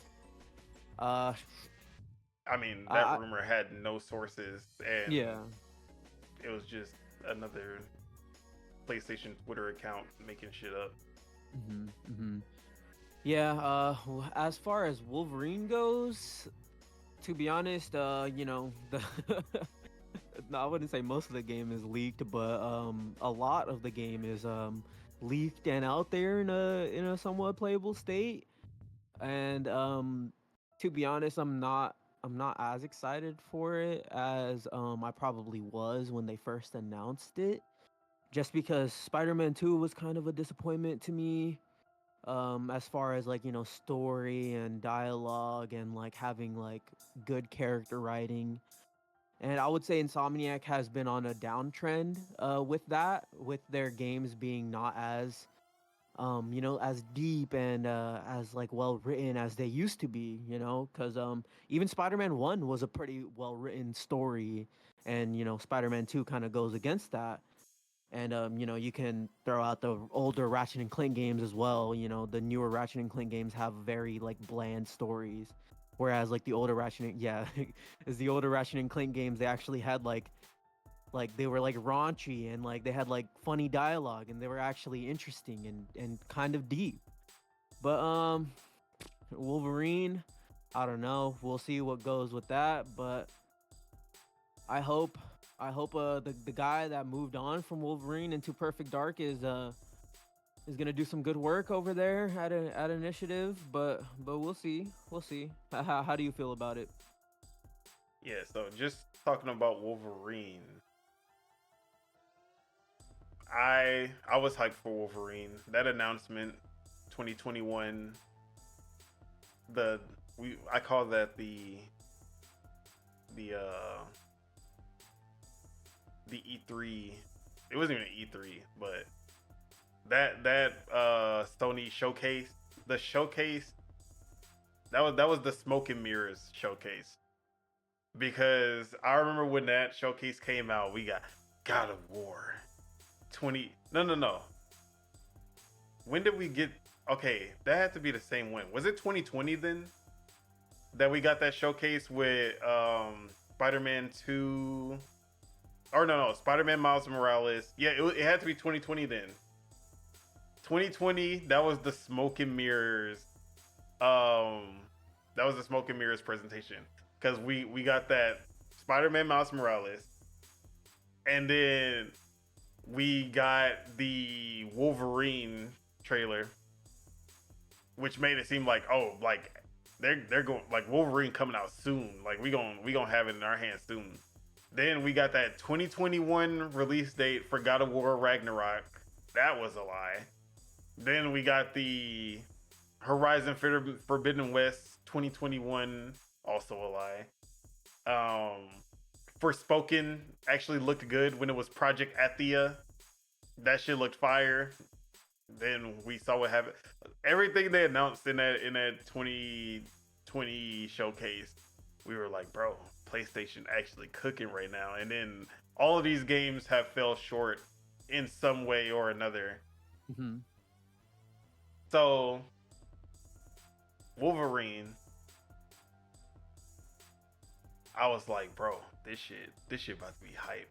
Insomniac, they got Spider-Man and Wolverine, like that's just an instant hit. Then I saw that the gameplay leaks, and obviously this is like pre-alpha type shit, and you can't really gauge 100% of you can't gauge the game off of the leaked gameplay and stuff. Mm-hmm. But what I can say is that they were 100% going in the wrong direction.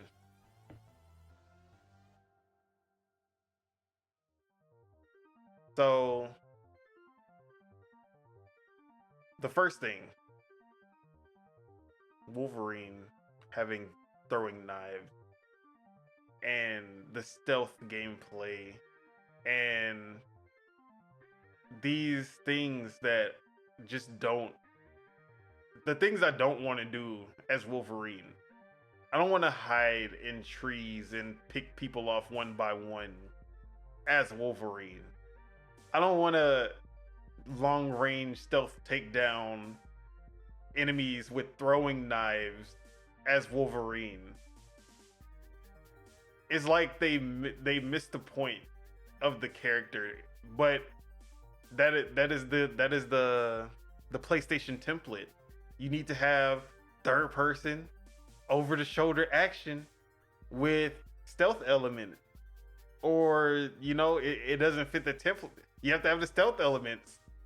So the fact that they were like making this game as basically another Spider-Man game with the Wolverine skin, that's basically how it felt.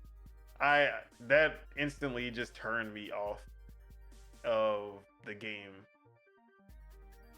So I'm like iffy on Wolverine already. This news doesn't really give me much hope in the sense that they know what, like, the game is progressing smoothly and they know what they're doing. Now, creative directors, they come and go throughout development all the time. Fable has had creative directors change up from like last year. So I'm not gonna put too much on that. But the weird part, if it was just a creative director going to Perfect Dark, cool, sure. That's usually nothing to be too concerned about. The fact that the game director, the actual like director of the game, has stepped down, and then they have the Ratchet and Clank game director moving onto this game, that is actually way more concerning. So I don't know what's going on with this game, and last thing we need is Ratchet and Clank Rift Apart fucking director. I fucking hate that game.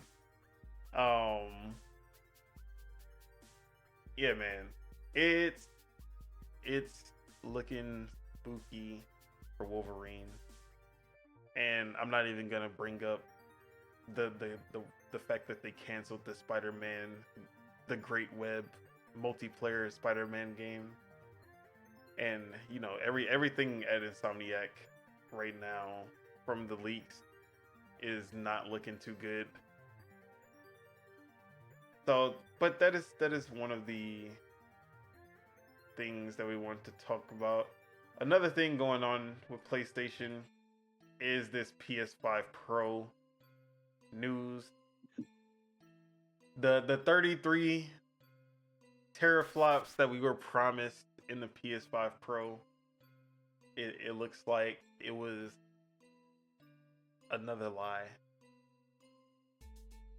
The leaks that we saw for the PS5 Pro specs were counting the, if you don't know, FP32, which basically doubles your, like if you're looking at teraflops, most people go off FP16. If you see FP30T, it looks like you have double the teraflops. But when it comes to gaming, the one that actually matters is the FP16, which is the half of that. So it looks like those specs were going off of the FP32 before, which would be the 33.5 or 33.4 teraflops. Now, if that was the FP16, yeah, that would have been an amazing upgrade from the 10.2 teraflops on the PS5, which, by the way, is FP16. That's the metric that they always use. So we just got word that it is now looking like, oh shit, the actual specs say that the teraflops on the PS5 Pro is 16.7, and that is at the FP16. The correct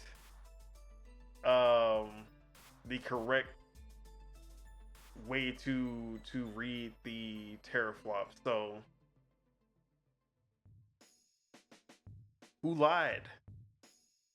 Didn't Sony say it was 3 times more powerful? How is 10.2 to 16.7 3 times more powerful? Last time I did the math, that didn't actually math. But let me, you don't gotta believe me, because I'm just some random crazy person on the internet. You know who you should believe? Digital Foundry. So let me pull up old Digital Foundry. Where the hell is my window capture? Oh, there we go. No, wrong window.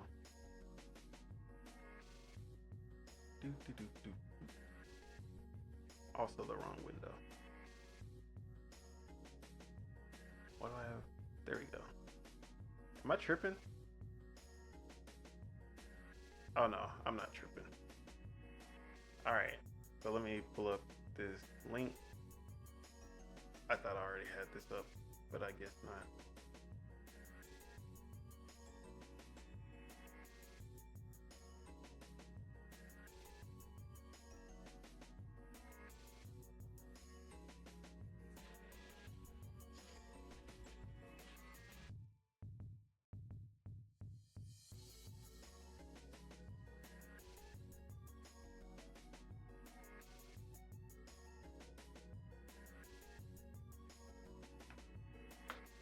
Alright, my bad.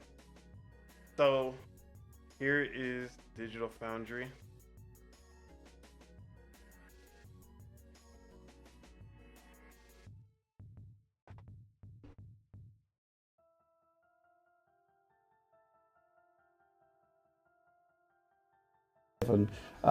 It seems to me that an RDNA 3 feature, dual issue FP32, which isn't particularly relevant for gaming performance, when Sony are going to actually disclose that, if they're going to disclose it at all. I think we've seen from estimates that it's about 2.17, 2.18 gigahertz there, but we just have to see whether that information emerges.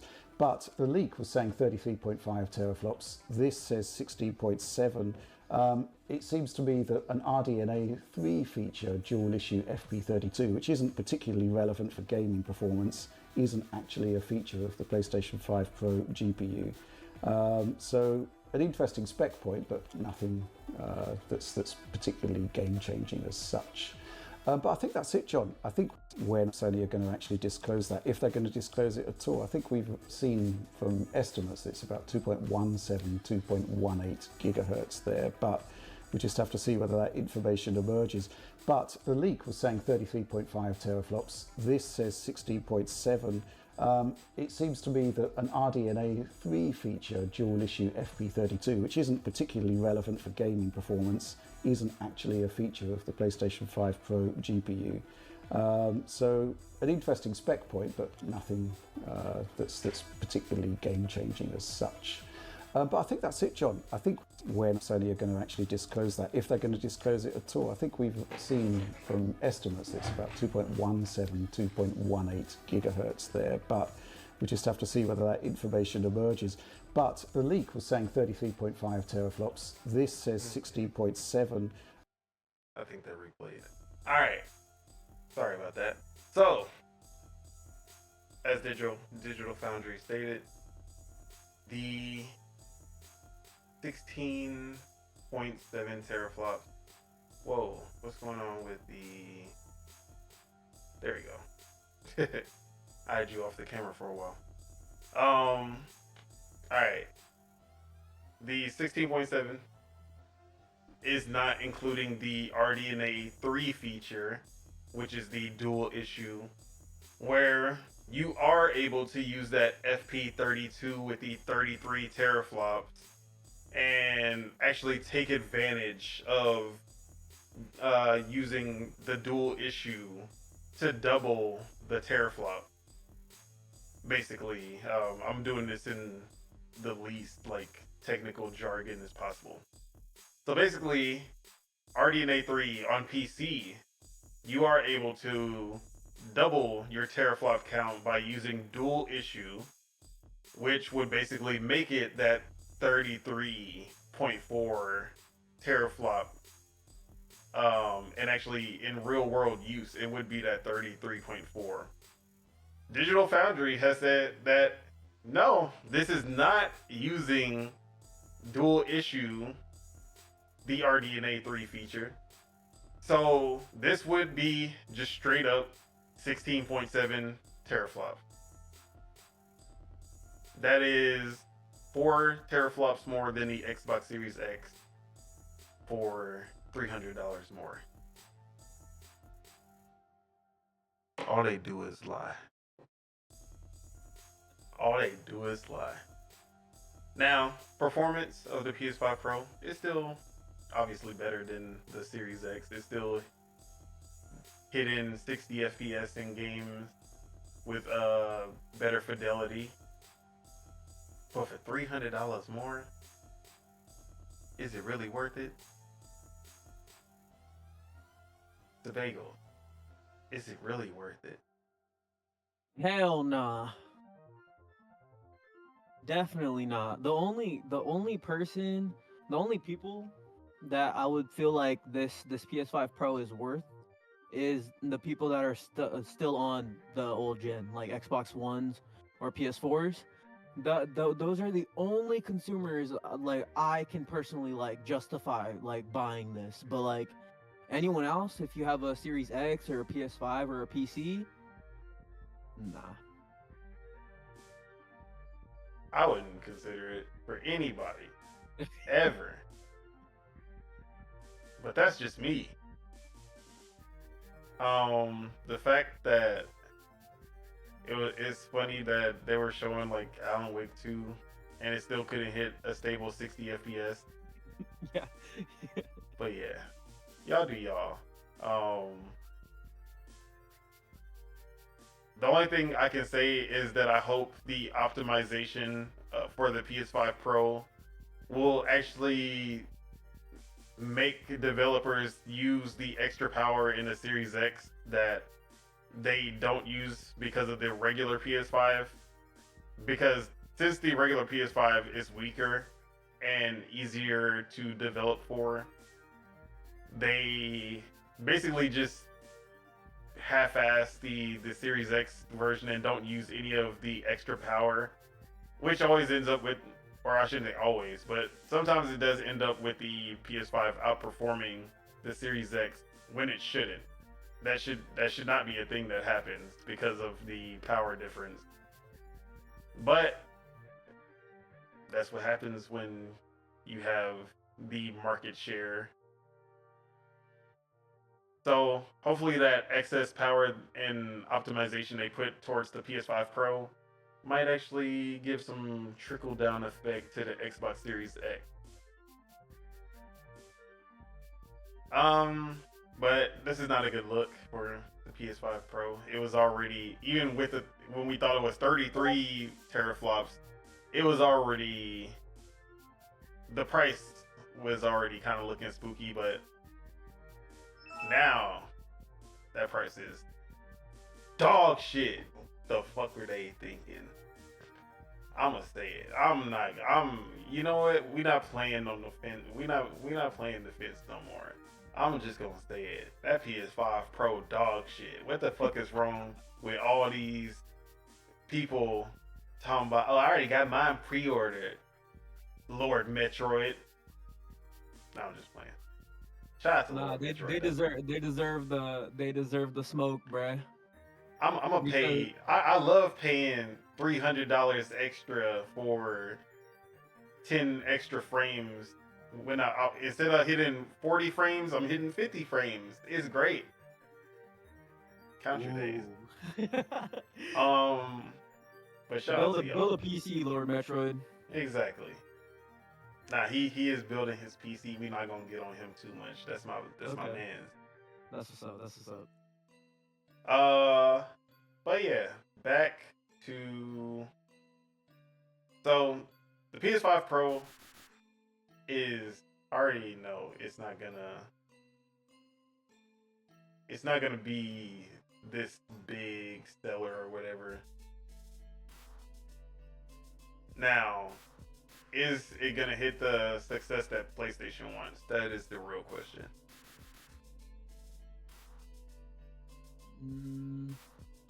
I think it will do enough for them to probably justify continuing with these little pro iterations, but I don't think it's gonna be that big selling. Like, I think the PS4 Pro was like it's either like every 4 PS4s there was one PS4 Pro, or it might be every 6 PS4s there was one PS4 Pro. I think it'll probably be around the same numbers. It'll be like 5-1, something like that. Yeah, now, I think is that a success? I think it'll be way less than the PS4 Pro. PS4 Pro was like 16%. Yeah, I think it'll be 10 max. I just feel like consumers, I don't know, dude. I hope that consumers are more educated and, like, you know, they can see, like, that the extra, like, you know, $200-$300 isn't really giving them that much more than what the Series X or the PS5 is already doing. But we'll see, you know, we'll see how the numbers play out. We'll see if Sony's even willing to talk numbers, because if they are, then that means that it is a success. But if they aren't talking numbers, then that means it's not doing that great. See, the thing about the PS4 Pro is that it launched at the same price that the PS4 was. Yeah. And the PS4 just dropped price. Mm-hmm. So even at the same price as the PS4, it only got 16%. Now, let's look at the PS5 Pro, which is $200 more, not including the disk drive. If we're going from the digital version, it's $300 more. But gamers are already not buying as many consoles as it is. Hardware has basically been dropping across the board. It's lower than the PS4 and Xbox One gen. But also, now you added on to that price. And the PS5 is not dropping in price. It's only going up for some reason. I mean, every console is going up. We know what the reason is, though. So, I don't see the PS5 Pro reaching the same attach rate as... And like the PS4 Pro, they were, like by the holiday, they were bundling 2-3 games with it. I don't see them ever doing that again. But yeah, I definitely don't see the PS5 Pro doing 16%, not even. So, I don't know what their success metrics is for this optional piece of hardware. But they've been making a big fuss about... Actually, I feel like they're not selling this at a loss. That's why it is the price that it is. I think they'll make a profit regardless of how many they sell. They just don't expect to sell many, but they'll still make a profit. But either way, I don't think it's a good look. Now, this whole discussion is to talk about where is PlayStation in a concerning place? Because you couple that their games have not been as well received as they previously would be. Not only that, but they're very stagnant.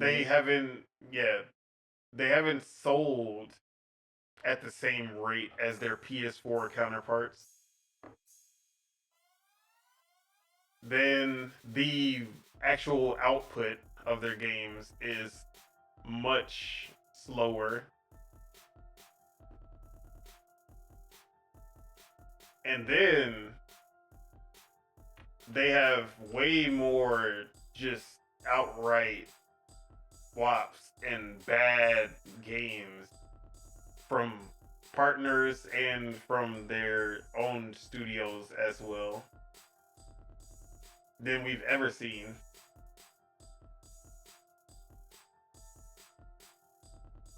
And then on top of all of that, they have closed over half of, like, from the start of PlayStation, they've closed over half of all the, like, in the PS5 generation, they've closed over half of all of these studios. Like, out of all the studios they closed, over half of them have been during the PS5 generation. That's a better way to word that. Mm-hmm. So, these are the studios that have closed since the PS5 generation started in 2020, or sorry, 2021. No, 2020. Manchester Studio was the first one that was closed. I'm like, oh, Manchester, they were usually just support. They really didn't do shit. No one cares about Manchester. Then, 2021, Japan Studio. My heart. Their first, like, internally created studio. They purchased studios before, Studio Liverpool and what was it? The biggest Psyonix? No, not Psyonix. That's Rocket League.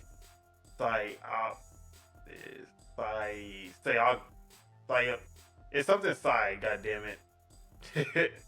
Yeah, I'll look it up for you. But they were the biggest publisher in Europe. They were the ABK, if you would, of the 90s. And PlayStation bought them and created SIE. And then, but the first like fully developed in-house studio, Japan studio, closed them down 2021.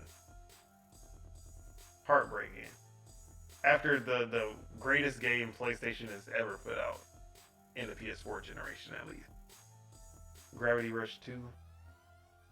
Never forgive them for that.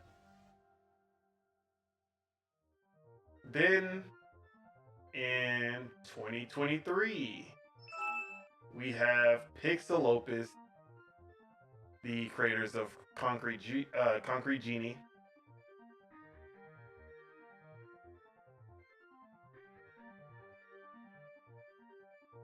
Concrete Genie was some cool ideas. I'm not gonna act like I was upset when they got closed, but I believe that's the only game that they put out. If Pixelopus? Yeah, they had it Entwined. Yeah, in that was like 2014. some shadow drop they did at E3 one year. All right, so Pixelopus closed down. All right, cool. And then just this year alone, 3 studios have closed. On top of the layoffs inside of the studios that are still open. Yep.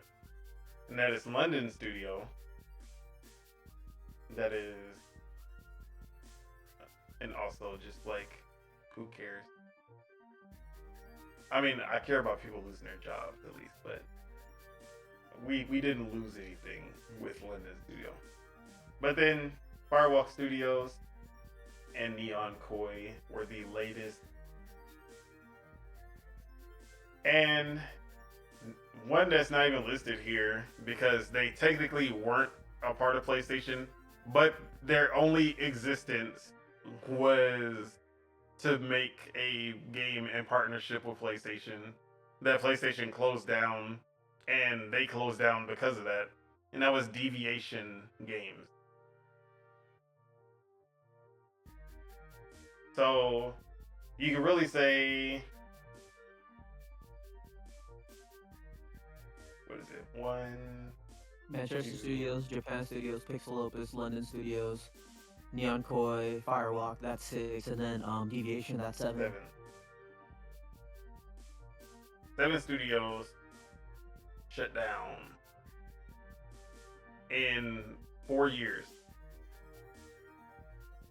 In wild. Now you can say, oh, but Xbox. Look at Xbox. So Xbox closed down 4. Or sorry, they closed down 3 and sold 1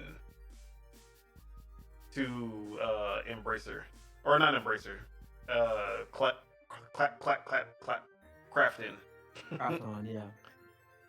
So same with you can throw Toys for Bob because they also got sold. But difference is that they didn't create these studios. They were kind of a pack-in deal with the studios that they really wanted. These are studios that PlayStation either founded themselves or they picked them. They were like, yes, we want you, Firewalk. We want you, Savage Studios, that became Neon Koi. We want... Actually, Pixelopus was created in-house. Manchester, created in-house. Japan Studio, created in-house. Since... Let's see, what was... I believe Xbox hasn't closed a studio since... what was this? Or they sold them off. the Lionhead? the Explosion Head. I mean, Explosion Man studio. Oh yeah. Holy shit, dude! I hella forgot about those games. Well, yeah, like Max got and you. the Cursed something. That studio, Twisted Pixel Games. Yeah, Twisted Pixel. They sold Twisted Pixel.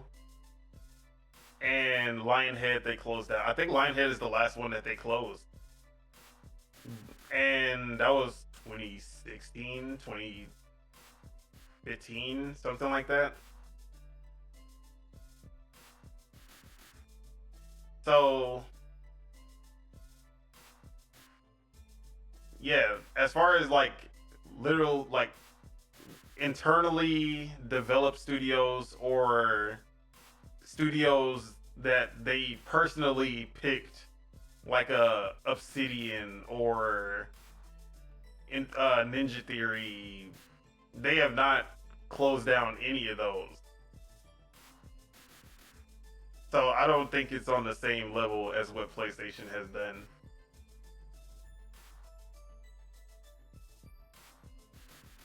But PlayStation, with the closures, with the game output, with the lack of giving a solid roadmap,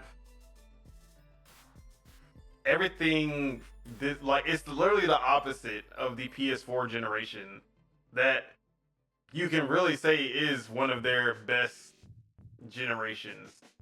Even though they definitely didn't make games for me and I hated the PS4 generation, there's no way you can really say it was a bad generation for them. It was an amazing generation for them. So we've seen a complete. Honestly, it's an Xbox One level. Like, if it wasn't for them selling consoles, I would say that this is like an Xbox One level, like, failure from them. But they were buying the PS5 because of the promises and the fact that the PS4 was very successful.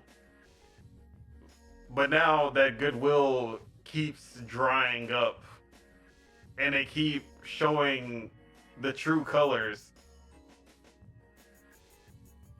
So I don't know.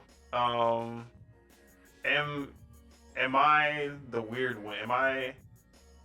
Is it weird to, I shouldn't say is it weird, but am I overreacting? Is Sony actually in a good spot? I'm just being a hater right now. Is that what it is? I'm just a hater because they're selling consoles, 60 million consoles, man. They are they making money? Are they actually making money? Am I the crazy one? No, definitely not. I think yeah, their first party output has gone to a complete crawl. Maybe one or two games a year, if that. What are you talking about? They have 6 games this year. Did you forget about Stellar Blade, Rise of the Ronin, other money-hatted exclusive game that they Black Myth threw money at mid development? Nah, those any consumer that is somewhat educated in the games industry, they would know that those aren't from PlayStation. Those are just games that PlayStation put money into to keep them exclusive to their platform. To kill the Xbox version. Yeah, exactly. To kill the Xbox version.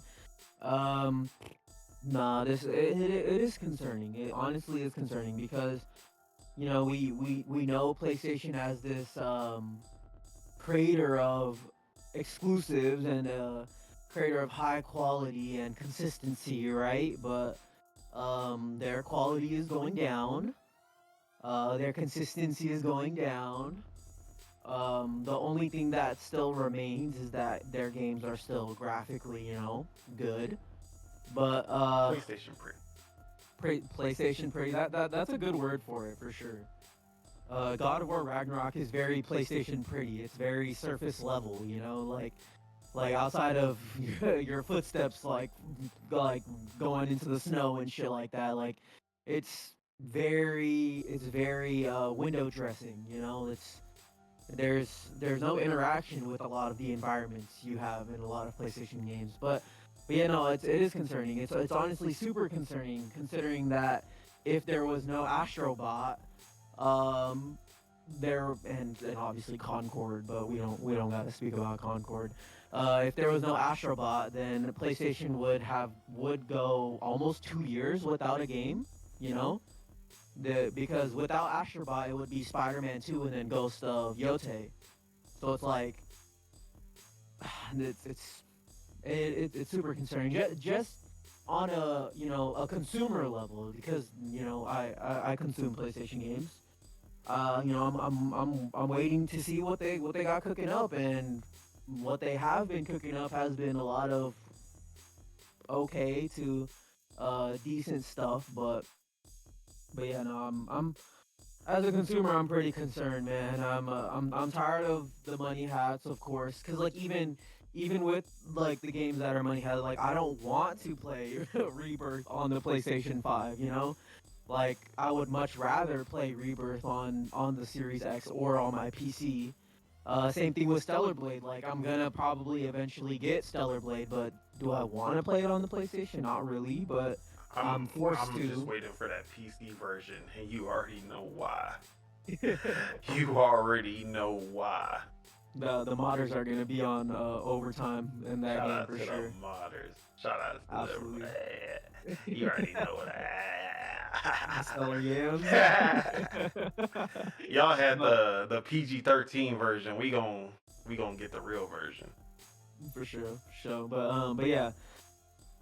TLDR, yeah, it's concerning, and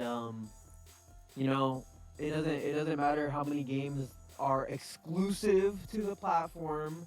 It doesn't matter how many games are or how many units the platforms are selling. That doesn't hide the fact that it is not looking that great.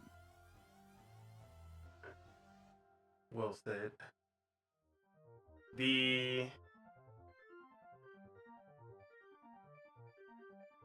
thing is that people like to look at the console sales, and then you look at, oh, PlayStation's number 2, number 3 in revenue. But then that is the most surface level way of looking at their success, because you can also look and see, oh, PlayStation is still paying off Bungie's purchase. They're still in debt, paying off they bought Bungie on layaway, and they're still paying off the payment. Same with, well, I guess Firewalk. I think they did buy them cash, but those purchases also set their bank back a little. But when Xbox does it, Microsoft made up that amount in one quarter. That's the difference. Then I'm just gonna go consumer level, because I only have a PS5 to play PlayStation games. That is the only reason I have a PS5. Now, not everybody is like that. There are a lot of people who have PS5s to play everything. And yeah, and a lot of people are excited by the multi-plats that they get to play on their PS5, and that's cool. That's their primary platform. Cool. That is not my primary platform. That is the least primary platform that I own. And the games that they have output have either been long DLC for PS4 games, aka God of War Ragnarok, Horizon Forbidden West, Spider-Man 2, and also Ghost of Yotei. No, I'm just kidding. I won't call Ghost of Yotei DLC yet. But those were they look, feel, and play just like the PS4 games. But they're still on PS4 also, besides Spider-Man 2. But they did not improve over their previous entries. So that is also probably why the sales aren't matching what the PS4 versions of those games did. And also the fact that you didn't bundle half of the copies in with the PS4 for $200. Let's not talk about it. So, as a consumer, the output has been abysmal.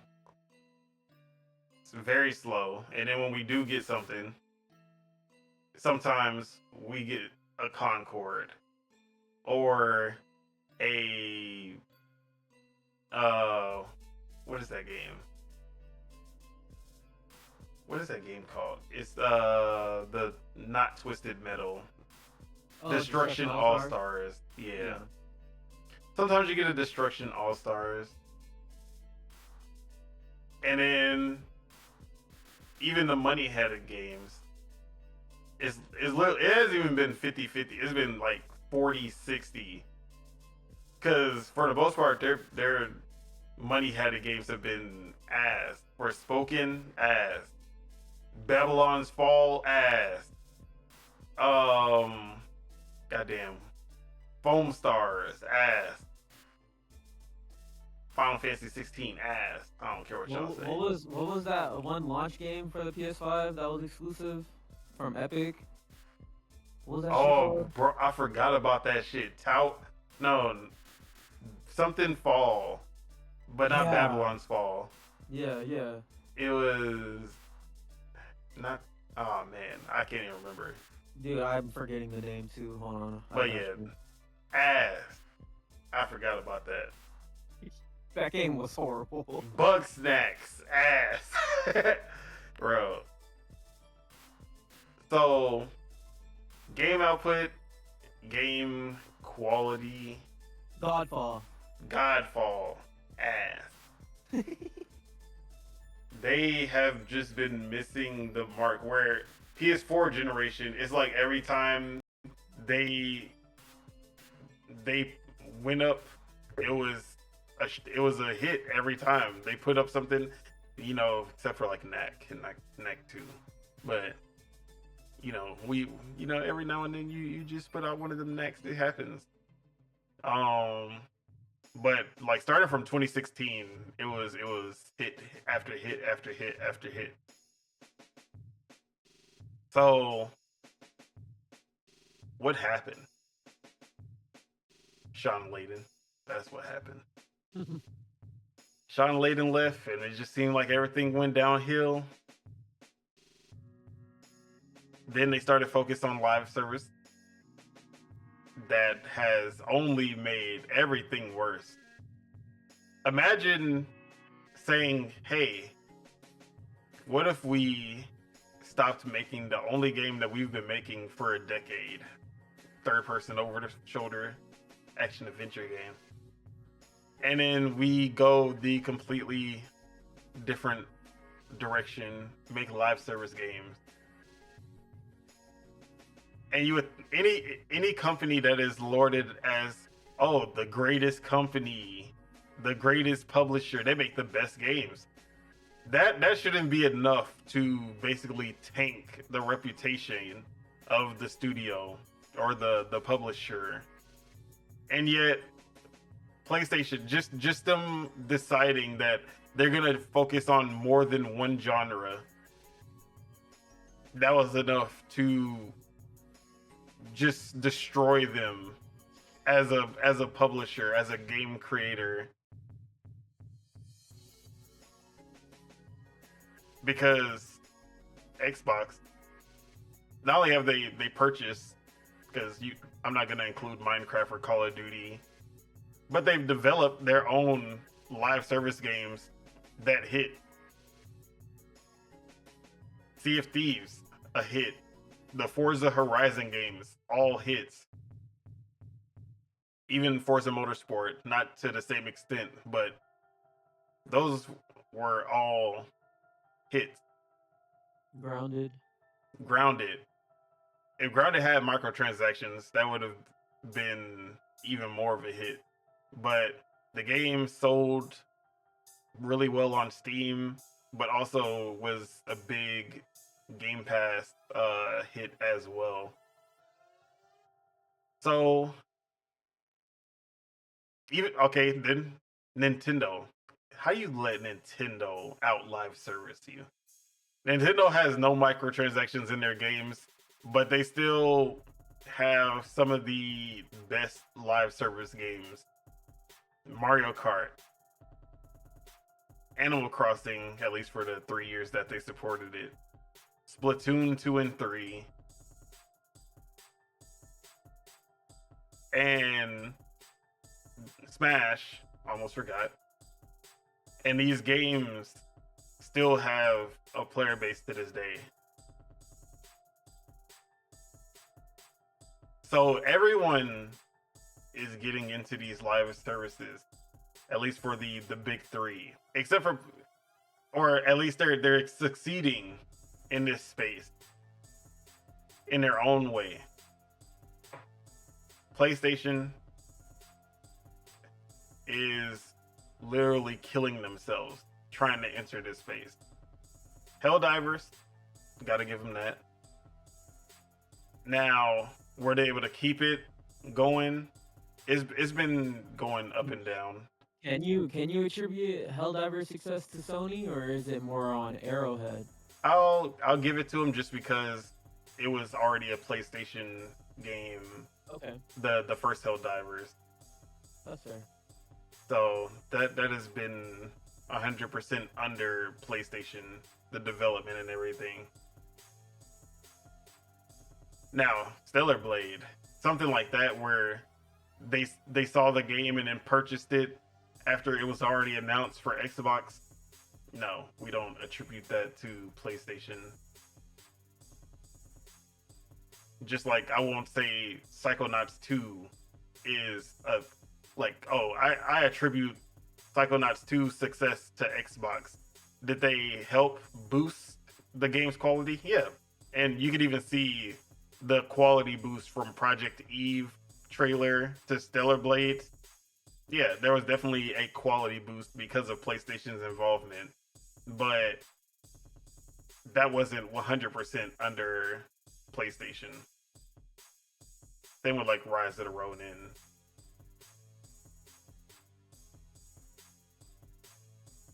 But I don't think PlayStation is in a good place. I don't think they can continue like this for much longer. And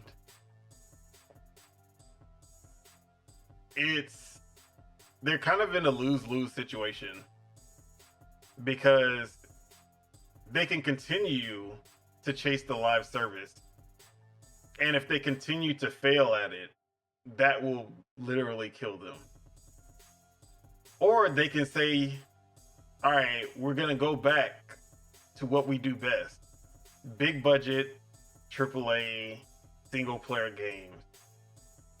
And then the whole reason that they were chasing the live service game was because those games, those single player AAA games were too expensive. And they can't afford to keep making those games without some kind of revenue source that keeps bringing in money. That is the whole point of the live service game. And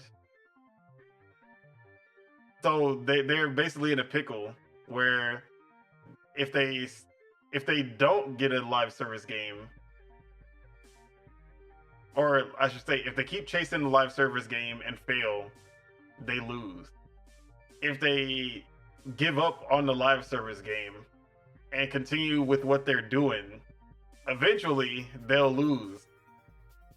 Unless they somehow rein in them budgets and still put out the same quality, which I don't see that happening.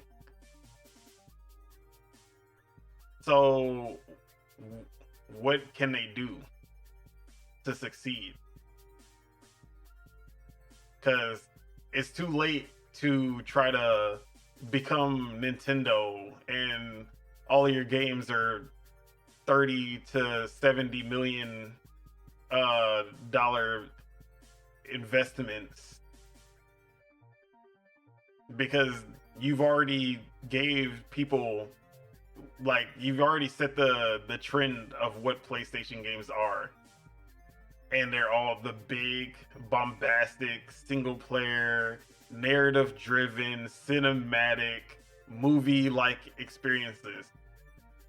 If you don't deliver that, then yeah, Astro Bot comes around and people in the industry try to act like, oh my god, PlayStation, they did it. But then when you look at the sales, they do not match the praise that they've been getting. They don't match the Spider-Mans, they don't match the Ragnaroks, not even Horizon. So where do they go from here? Do you have the answer? Where do they go from here? It seems like they are just like remaining on course, I guess. You think they're giving up on live service? See, I don't know. I think what will answer that question, it will be after Fair Games. I think we'll see if they give up on live service after Fair Games and Marathon. After Fair Games and Marathon, we'll see how those games do. Because if well, I don't think Marathon will be I feel like Marathon will probably be a bigger success than probably Fair Games, but we'll see. I think it'll be a success compared to Fair Games. I mean, it'll be more of a success compared to Fair Games. Mm-hmm. I still don't think that game has any chance. And then when you couple that with Bungie's, like how much they paid for Bungie, even if it's a moderate success, a Dragon Age Veilguard type of success, that's not gonna be near enough. Because Destiny 2's, they thought Destiny 2's revenue was good, and that turned out to not be anywhere near enough.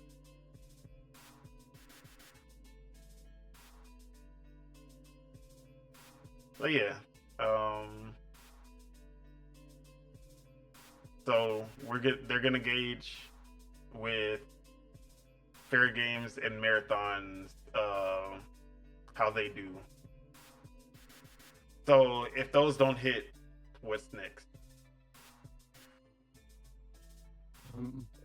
Bring back the Ratchet and Clank multiplayers.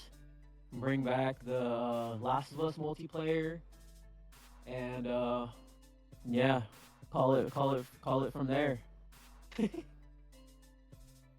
I would love that, honestly, because the multiplayer modes in the early Insomniac games, like in Resistance, even in Sunset Overdrive, and of course in the early Ratchet and Clank games, those multiplayer modes are fun.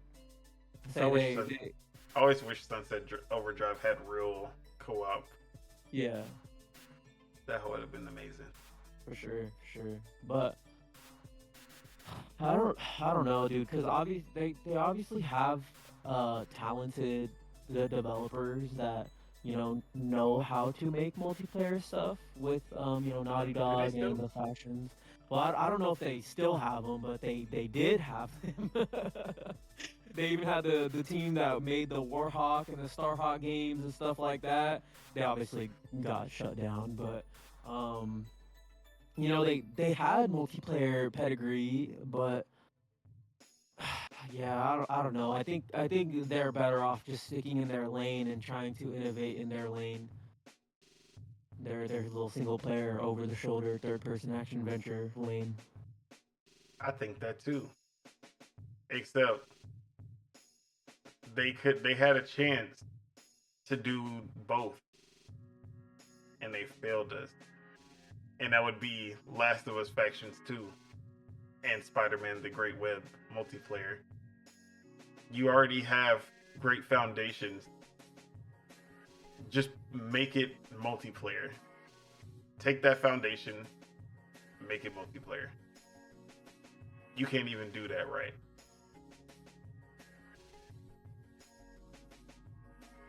So,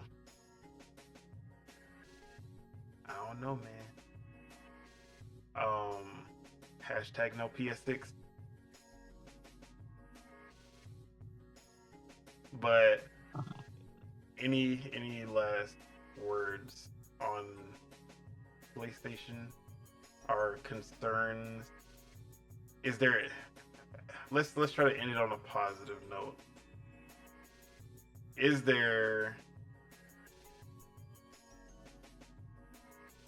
Let me see. How would I word this?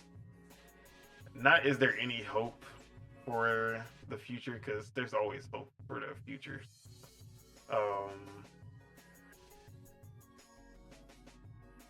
I guess I would say, is there anything that you see right now that could contribute to their comeback? I would say for me personally, it only really takes one game. It only takes one game for like your favor to turn. For me personally, it could be Ghost of Yote, you know, because I love Sucker Punch. I'm a huge Sucker Punch fan. And you know, if they hit Yote out of the park, then you know I could be on here saying like, oh, we're back. You know, PlayStation is back to being great, but I feel like it has to be more of like a string of great releases. Like you gotta do the Ghost Yote has to come out swinging, and then you know, Fair Games has to be good to great, and then Marathon has to be great, and then whatever Naughty Dog cooking up has to also be great, and you know, just like a slow but steady cadence is what I think could change it. But it all starts with one. Like once you have one really good game that you know the streets attached to, then you know it could be like the favor turning into Sony having good favor going forward. But you know, I don't know, man. It's complicated because these games have to sell for them. Like it's almost necessary for these games to, you know, hit for them now. It's not like, oh, we can have like one or two duds, or we can have some that don't sell in the millions, but now it's like almost every game needs to be like a critical and a commercial hit for them to sustain what they're doing. But I don't know, man. I just kind of hope that, you know, this is kind of like my competitive nature coming out, but I hope, like, you know, so Xbox or Nintendo like puts their foot on their necks, you know, like puts them in a situation. Like I would love that, you know, instead of you know it being like laissez-faire and being like, oh, Sony's number one and they can do whatever. Like I want them to put their foot on their neck and like force them to be great, you know. But we'll see. But I think it only just takes one game. Same with the State of Play. You know, the State of Play was pretty mid, but you know, Ghost of Yote was there, so everyone's like, oh my god. But yeah. Was people like that? I ain't see anybody who. A lot of PlayStation fans were. They're like, this is a pretty good showcase. But I'm like, Yeah, I've seen outside like of it was the 7.5 because it goes to Yote. I don't remember people acting like the 2021 or 2020 showcases. yeah, no, I didn't see people like gloating it, like saying like, oh, this is amazing. But like, I remember people saying like, oh, this is actually pretty good, you know, like this is a pretty good showcase. And I'm like, outside of Yote, was it a good showcase? But you know, like I said, and I know how PlayStation fans work. It only ever takes one, just takes one game, just one. That's You kind of mean like how Astrobot erased the failure of Concord? exactly. Yeah. The thing is that they have PlayStation still has a chance to turn this into a PS3 situation where that last 2 years of the PlayStation generation basically that was enough to save the entire generation for them. Because if they're able to get out, let's say like Cory Barlog's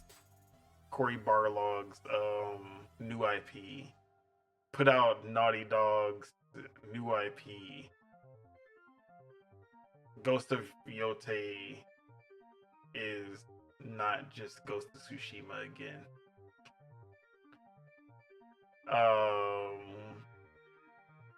Media Molecule actually puts out a real game and it's good. And then like all of this happens in like the last 2 years of the generation. That would basically be all it takes. Because they still have some games in the pipeline, rumored games, nothing announced because no roadmap. But they still got some rumored games that could be huge. They could be Last of Us level, but we don't know until we see it. And we also forgot that they have a surefire hit that is going to be the biggest game of the year when it comes out.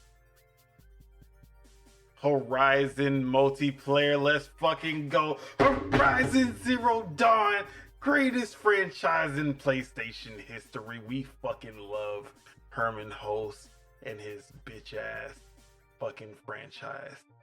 God, I love some Aloy, whatever the fuck her name is. Isn't that Lego game technically multiplayer? Oh yeah, we forgot Lego Horizons sweep. 2024 is a wrap. Lego Horizon about to sweep next week. 2 weeks from now. I forgot when it comes out. I know it's sometime this month. It comes out on the 14th. But yeah, that's all I wanted to say. I got everything out. We good? Yes, sir. All right. Now, let's move on to the news. Kind of. Our one and only piece of news for the week. Sledgehammer Games, the worst Call of Duty main developer, the creators of Advanced Warfare, World War II, Vanguard, and partially or co-developed MW3, the latest one. Sledgehammer started as a support studio for Call of Duty, leveled up into leading the development of a few games, and all of them suck. Advanced Warfare was alright. I didn't think it was as bad as a lot of people made it out to be. I liked Advanced Warfare. But World War II and Vanguard, they could have kept those. So Sledgehammer is always looked at as the red-headed stepchild, when it comes to the three lead developers for Call of Duty. Treyarch and Infinity Ward they were the OGs. Treyarch did the Black Ops series and the World at War game. Infinity Ward did Modern Warfare, Ghost Infinite Warfare. And for the most part, they have all been hits in. I mean, there was a section where there was really no hits, but Infinity Ward and Treyarch are the beloved ones. Sledgehammer, not so much. But I always felt that Sledgehammer would be great if they just would work on something that is not Call of Duty. If they had more than 3 years, and in the case of Modern Warfare 3, 20 months to actually come out with a game, I think they would actually be able to pull off something really cool. And according to a rumor that's been floating around, they might actually get the chance to do that. And my first thought would usually be, oh, they're going to make a new IP. But no, it looks like Xbox is like, hey, we got a little something that we think y'all could be good on. A little franchise, a little indie franchise that called Halo. And it seems like Sledgehammer and 343 have been in the room. There's been some talks. So this is an article from the Tech Game, and I don't know who this website is, but they were the only one who actually rounded up all of the Twitter rumors that were going on. So this is the best I got. But they go on to say, Modern Warfare 3, 2023 version. Developer Sledgehammer Games may be switching teams, according to Call of Duty leaker The Ghost of Hope. The studio behind Advanced Warfare has been tasked with working on the Halo franchise. This rumor first appeared over the summer, but has gained more traction after a now deleted job listing mentioned working in Unreal Engine, the very same engine Halo Studios, formerly 343 Industries, confirmed for the next Halo title. The listing, first reported by Cobril, stated Sledgehammer is hiring for an unexpected game running on UE5. For the uninitiated, both Call of Duty and Halo have long been built on bespoke engines. Call of Duty Black Ops 6, for example, runs on IW 9.0, which was built as a 3-team collaboration by Infinity Ward, Treyarch, and Sledgehammer Games. Halo Infinite was built on the team's proprietary Slipspace engine, which has long been a point of contention for fans of the game. As revealed in an October franchise update, Halo has decided to move on from Slipspace, opting to use the more popular Unreal alternative to lead the franchise into the future. So, Unreal Engine's popularity opens Halo's doors in a significant way. Now, instead of developers learning an entirely new system, they can hit the ground running with a product widely used elsewhere in the industry. That may be where Sledgehammer Games comes into play. Rebranding from 343i is another piece of the puzzle.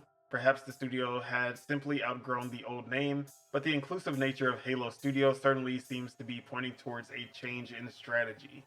Microsoft's industry-shaking acquisition of Activision Blizzard put Call of Duty and Halo together under the same roof. The former is famous for being a joint collaboration between 15 studios and produces blockbuster numbers year over year. So if this report is accurate, there may be some wisdom in expanding Halo Studios' borders in this next era. Sledgehammer Games making a Halo campaign, a full Halo multiplayer. Where are we going with this? What is this looking like in your head? This is looking like Halo ODST to me, to be honest. That ODST. Yes, sir. We getting ODST 2? Potentially. This is actually pretty cool. I see why well, if the leaks are to be true, I see why they canceled the Halo COD collaboration for sure. This is way more interesting to me than a Halo COD collaboration. Maybe that's how it started. Yeah. They were working on the Halo collaboration, and they were like, and then Xbox was like, hey, I see y'all are enjoying working on this collab, but what if y'all made a Halo game instead?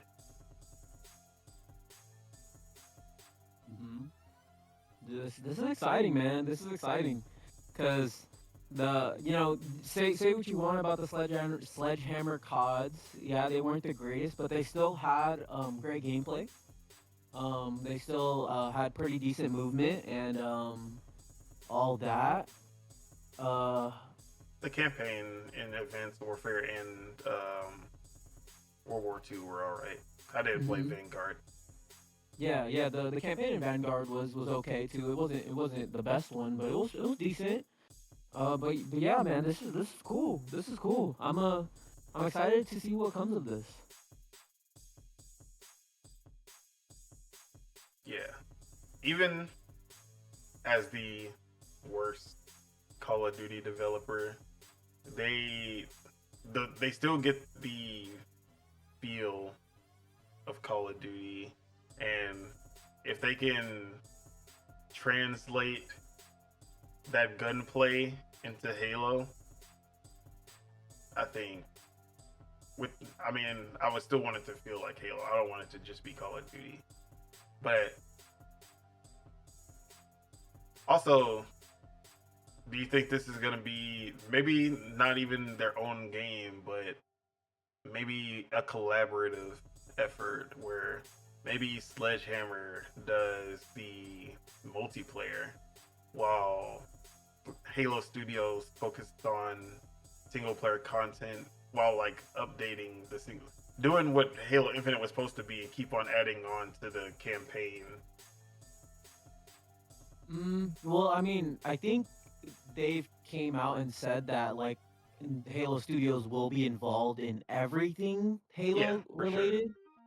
So I'm sure that they'll have some form of I just meant like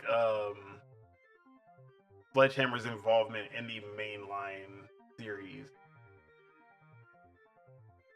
versus them just like making a side project.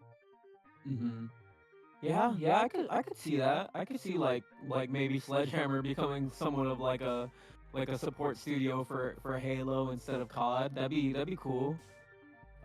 Like supplementing the efforts that Halo Studio will do, like you said, like they can maybe primarily focus on multiplayer, and then Halo Studios could continually add on stuff like single player stuff or stuff like that. I could see that. I could see that.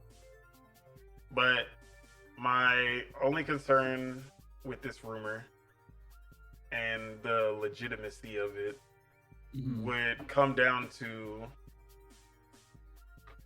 what happens to the Call of Duty cadence of every game a year.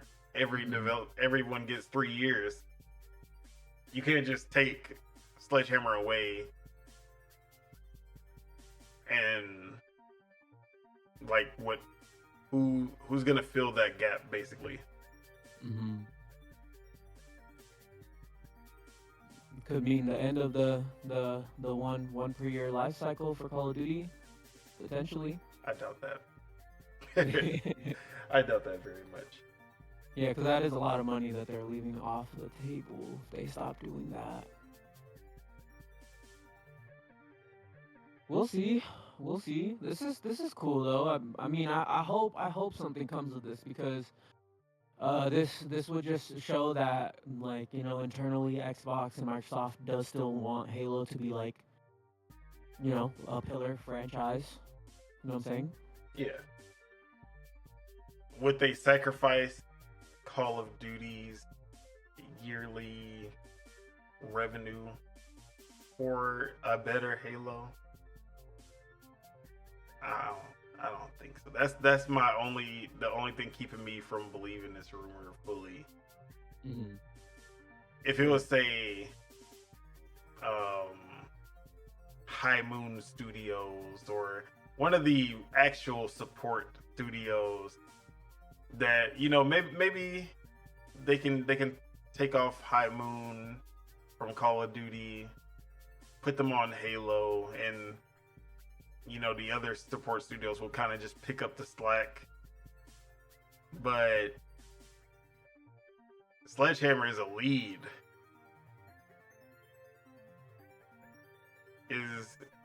Are they actually going to be okay with that?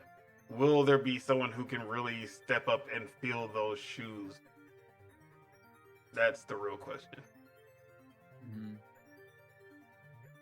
Or is Xbox gonna buy Ubisoft and then they're gonna say, hey, X Defiant team, y'all are the third developer. Call of Duty and Sledgehammer's working on Halo. Let's fucking go. Xbox, make it happen. We did it. We solved the issue. Buy more studios. It works every time. It works. It solves all the problems. Just buy more studios. Yeah. Somebody's gonna be pissed about that. Yeah. Xbox has bought they already bought enough studios. Not enough. Look, I'm on King's side. We buying Take-Two. We buying Ubisoft. We taking over the entire industry. Xbox is our overlord now. No, I'm just kidding. But anything else you had to say on this? Nah. I want to see them make a ODST 2. That For sure. If they can make that with Sledgehammer's help, then yes, do it. And with that is it. Yeah, that's the only news that we had. That is it. That is all we have for you today. Thank you all for tuning in and for all the good people in the chat leaving comments. We do appreciate your support. Make sure you guys hit that like because we love you guys and it helps us grow this channel. If you're not subscribed and enjoyed the show, make sure you hit that subscribe button so you can stay updated for when Dual-Wield Gaming Podcast goes up. We usually record on Wednesday, but this is a Tuesday. So I do want to say, oh wait, never mind. It'll already be happening. I mean, it already had happened. But if you hadn't already, I'm trying to speak in present tense.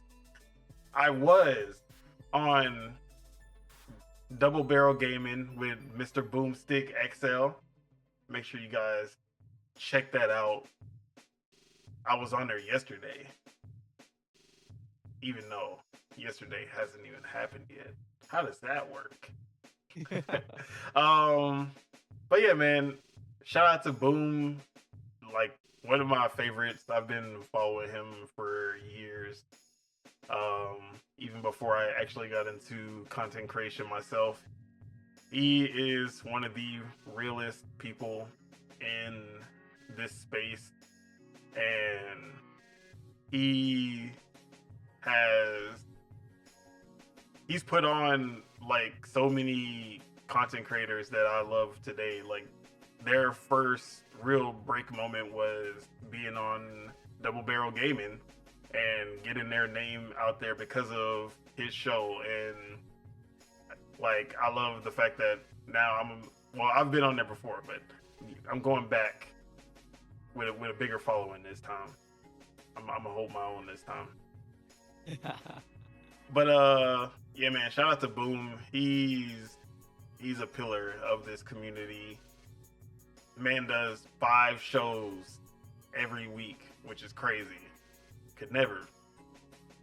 But yeah, man, if y'all aren't subscribed, make sure y'all subscribe to Double Barrel Gaming. Would not regret it at all. Like, really great, informative channel, and you'll always have something to listen to because this man works way too much. But yeah, with that, let's go ahead and get some outros. Subegos. Hey man, did you get the crazy sauce with them crazy puffs, bro? Did you get the crazy sauce, or was you was just raw dogging it? I was low key just raw dogging it because, well, I'll say why. It's because my coworker was the one that gave it to me.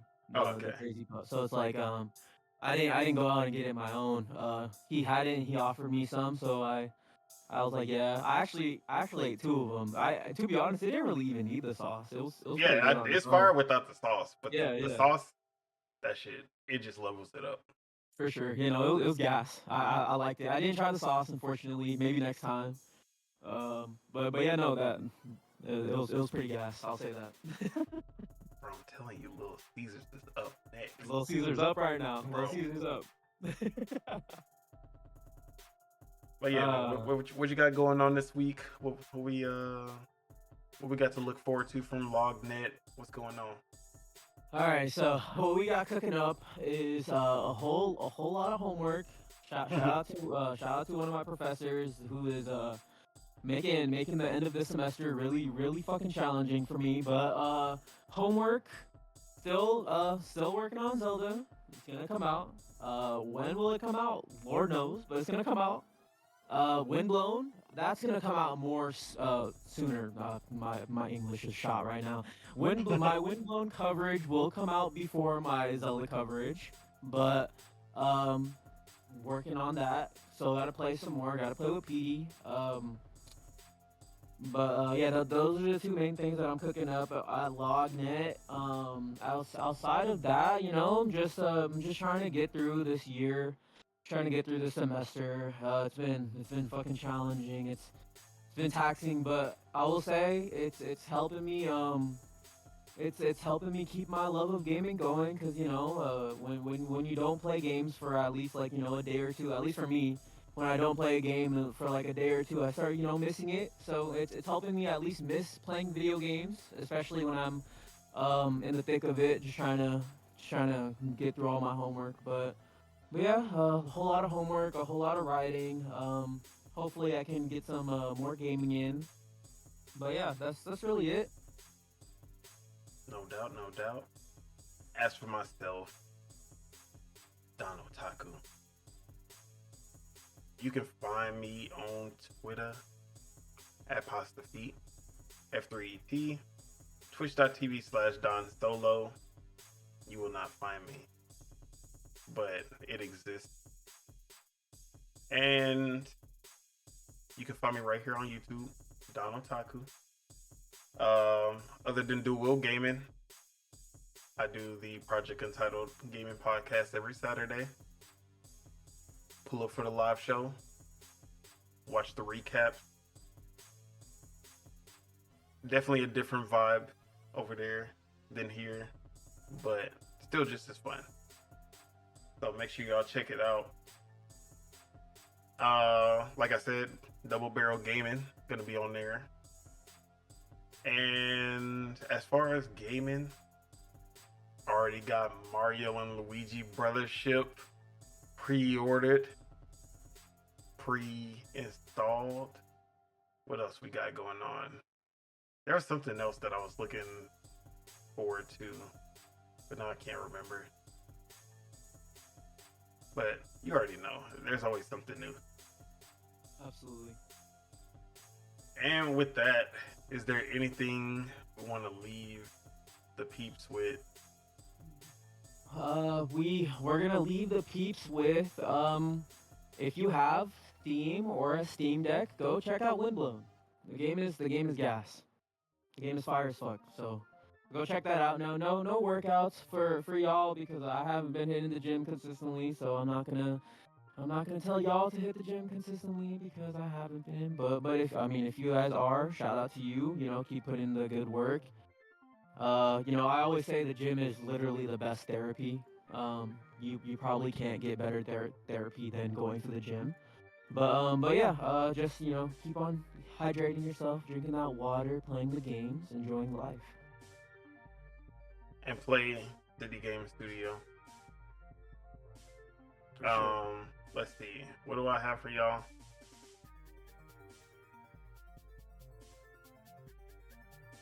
I don't know why you always have stuff for them. I don't be having nothing for them. I just be saying shit. I don't even know these motherfuckers. Who are y'all? Why are y'all even here? What the fuck? That's all funny. No, I'm just playing. We love y'all. But yeah, man. What he said, I guess. Actually, go get that Mario and Luigi brothership. Real JRPGs out here in these streets. No, I'm just playing. But that's all I have for you. Go hit up Little Caesars. Yeah, always, every week, go hit up Little Caesars. If you got T-Mobile Tuesday, they give you the free crazy bread every Tuesday. So, use your T-Mobile Tuesday for that. It's crazy that I switched from T-Mobile, and that is the one thing that I missed. That I used to get the free crazy bread every week. Show. Shit's sad. But with that, let's get out of here. Yes, Peace sir. out, y'all. Appreciate y'all for stopping by. Enjoy your week. See y'all on Saturday. Yes, sir. Have a good one.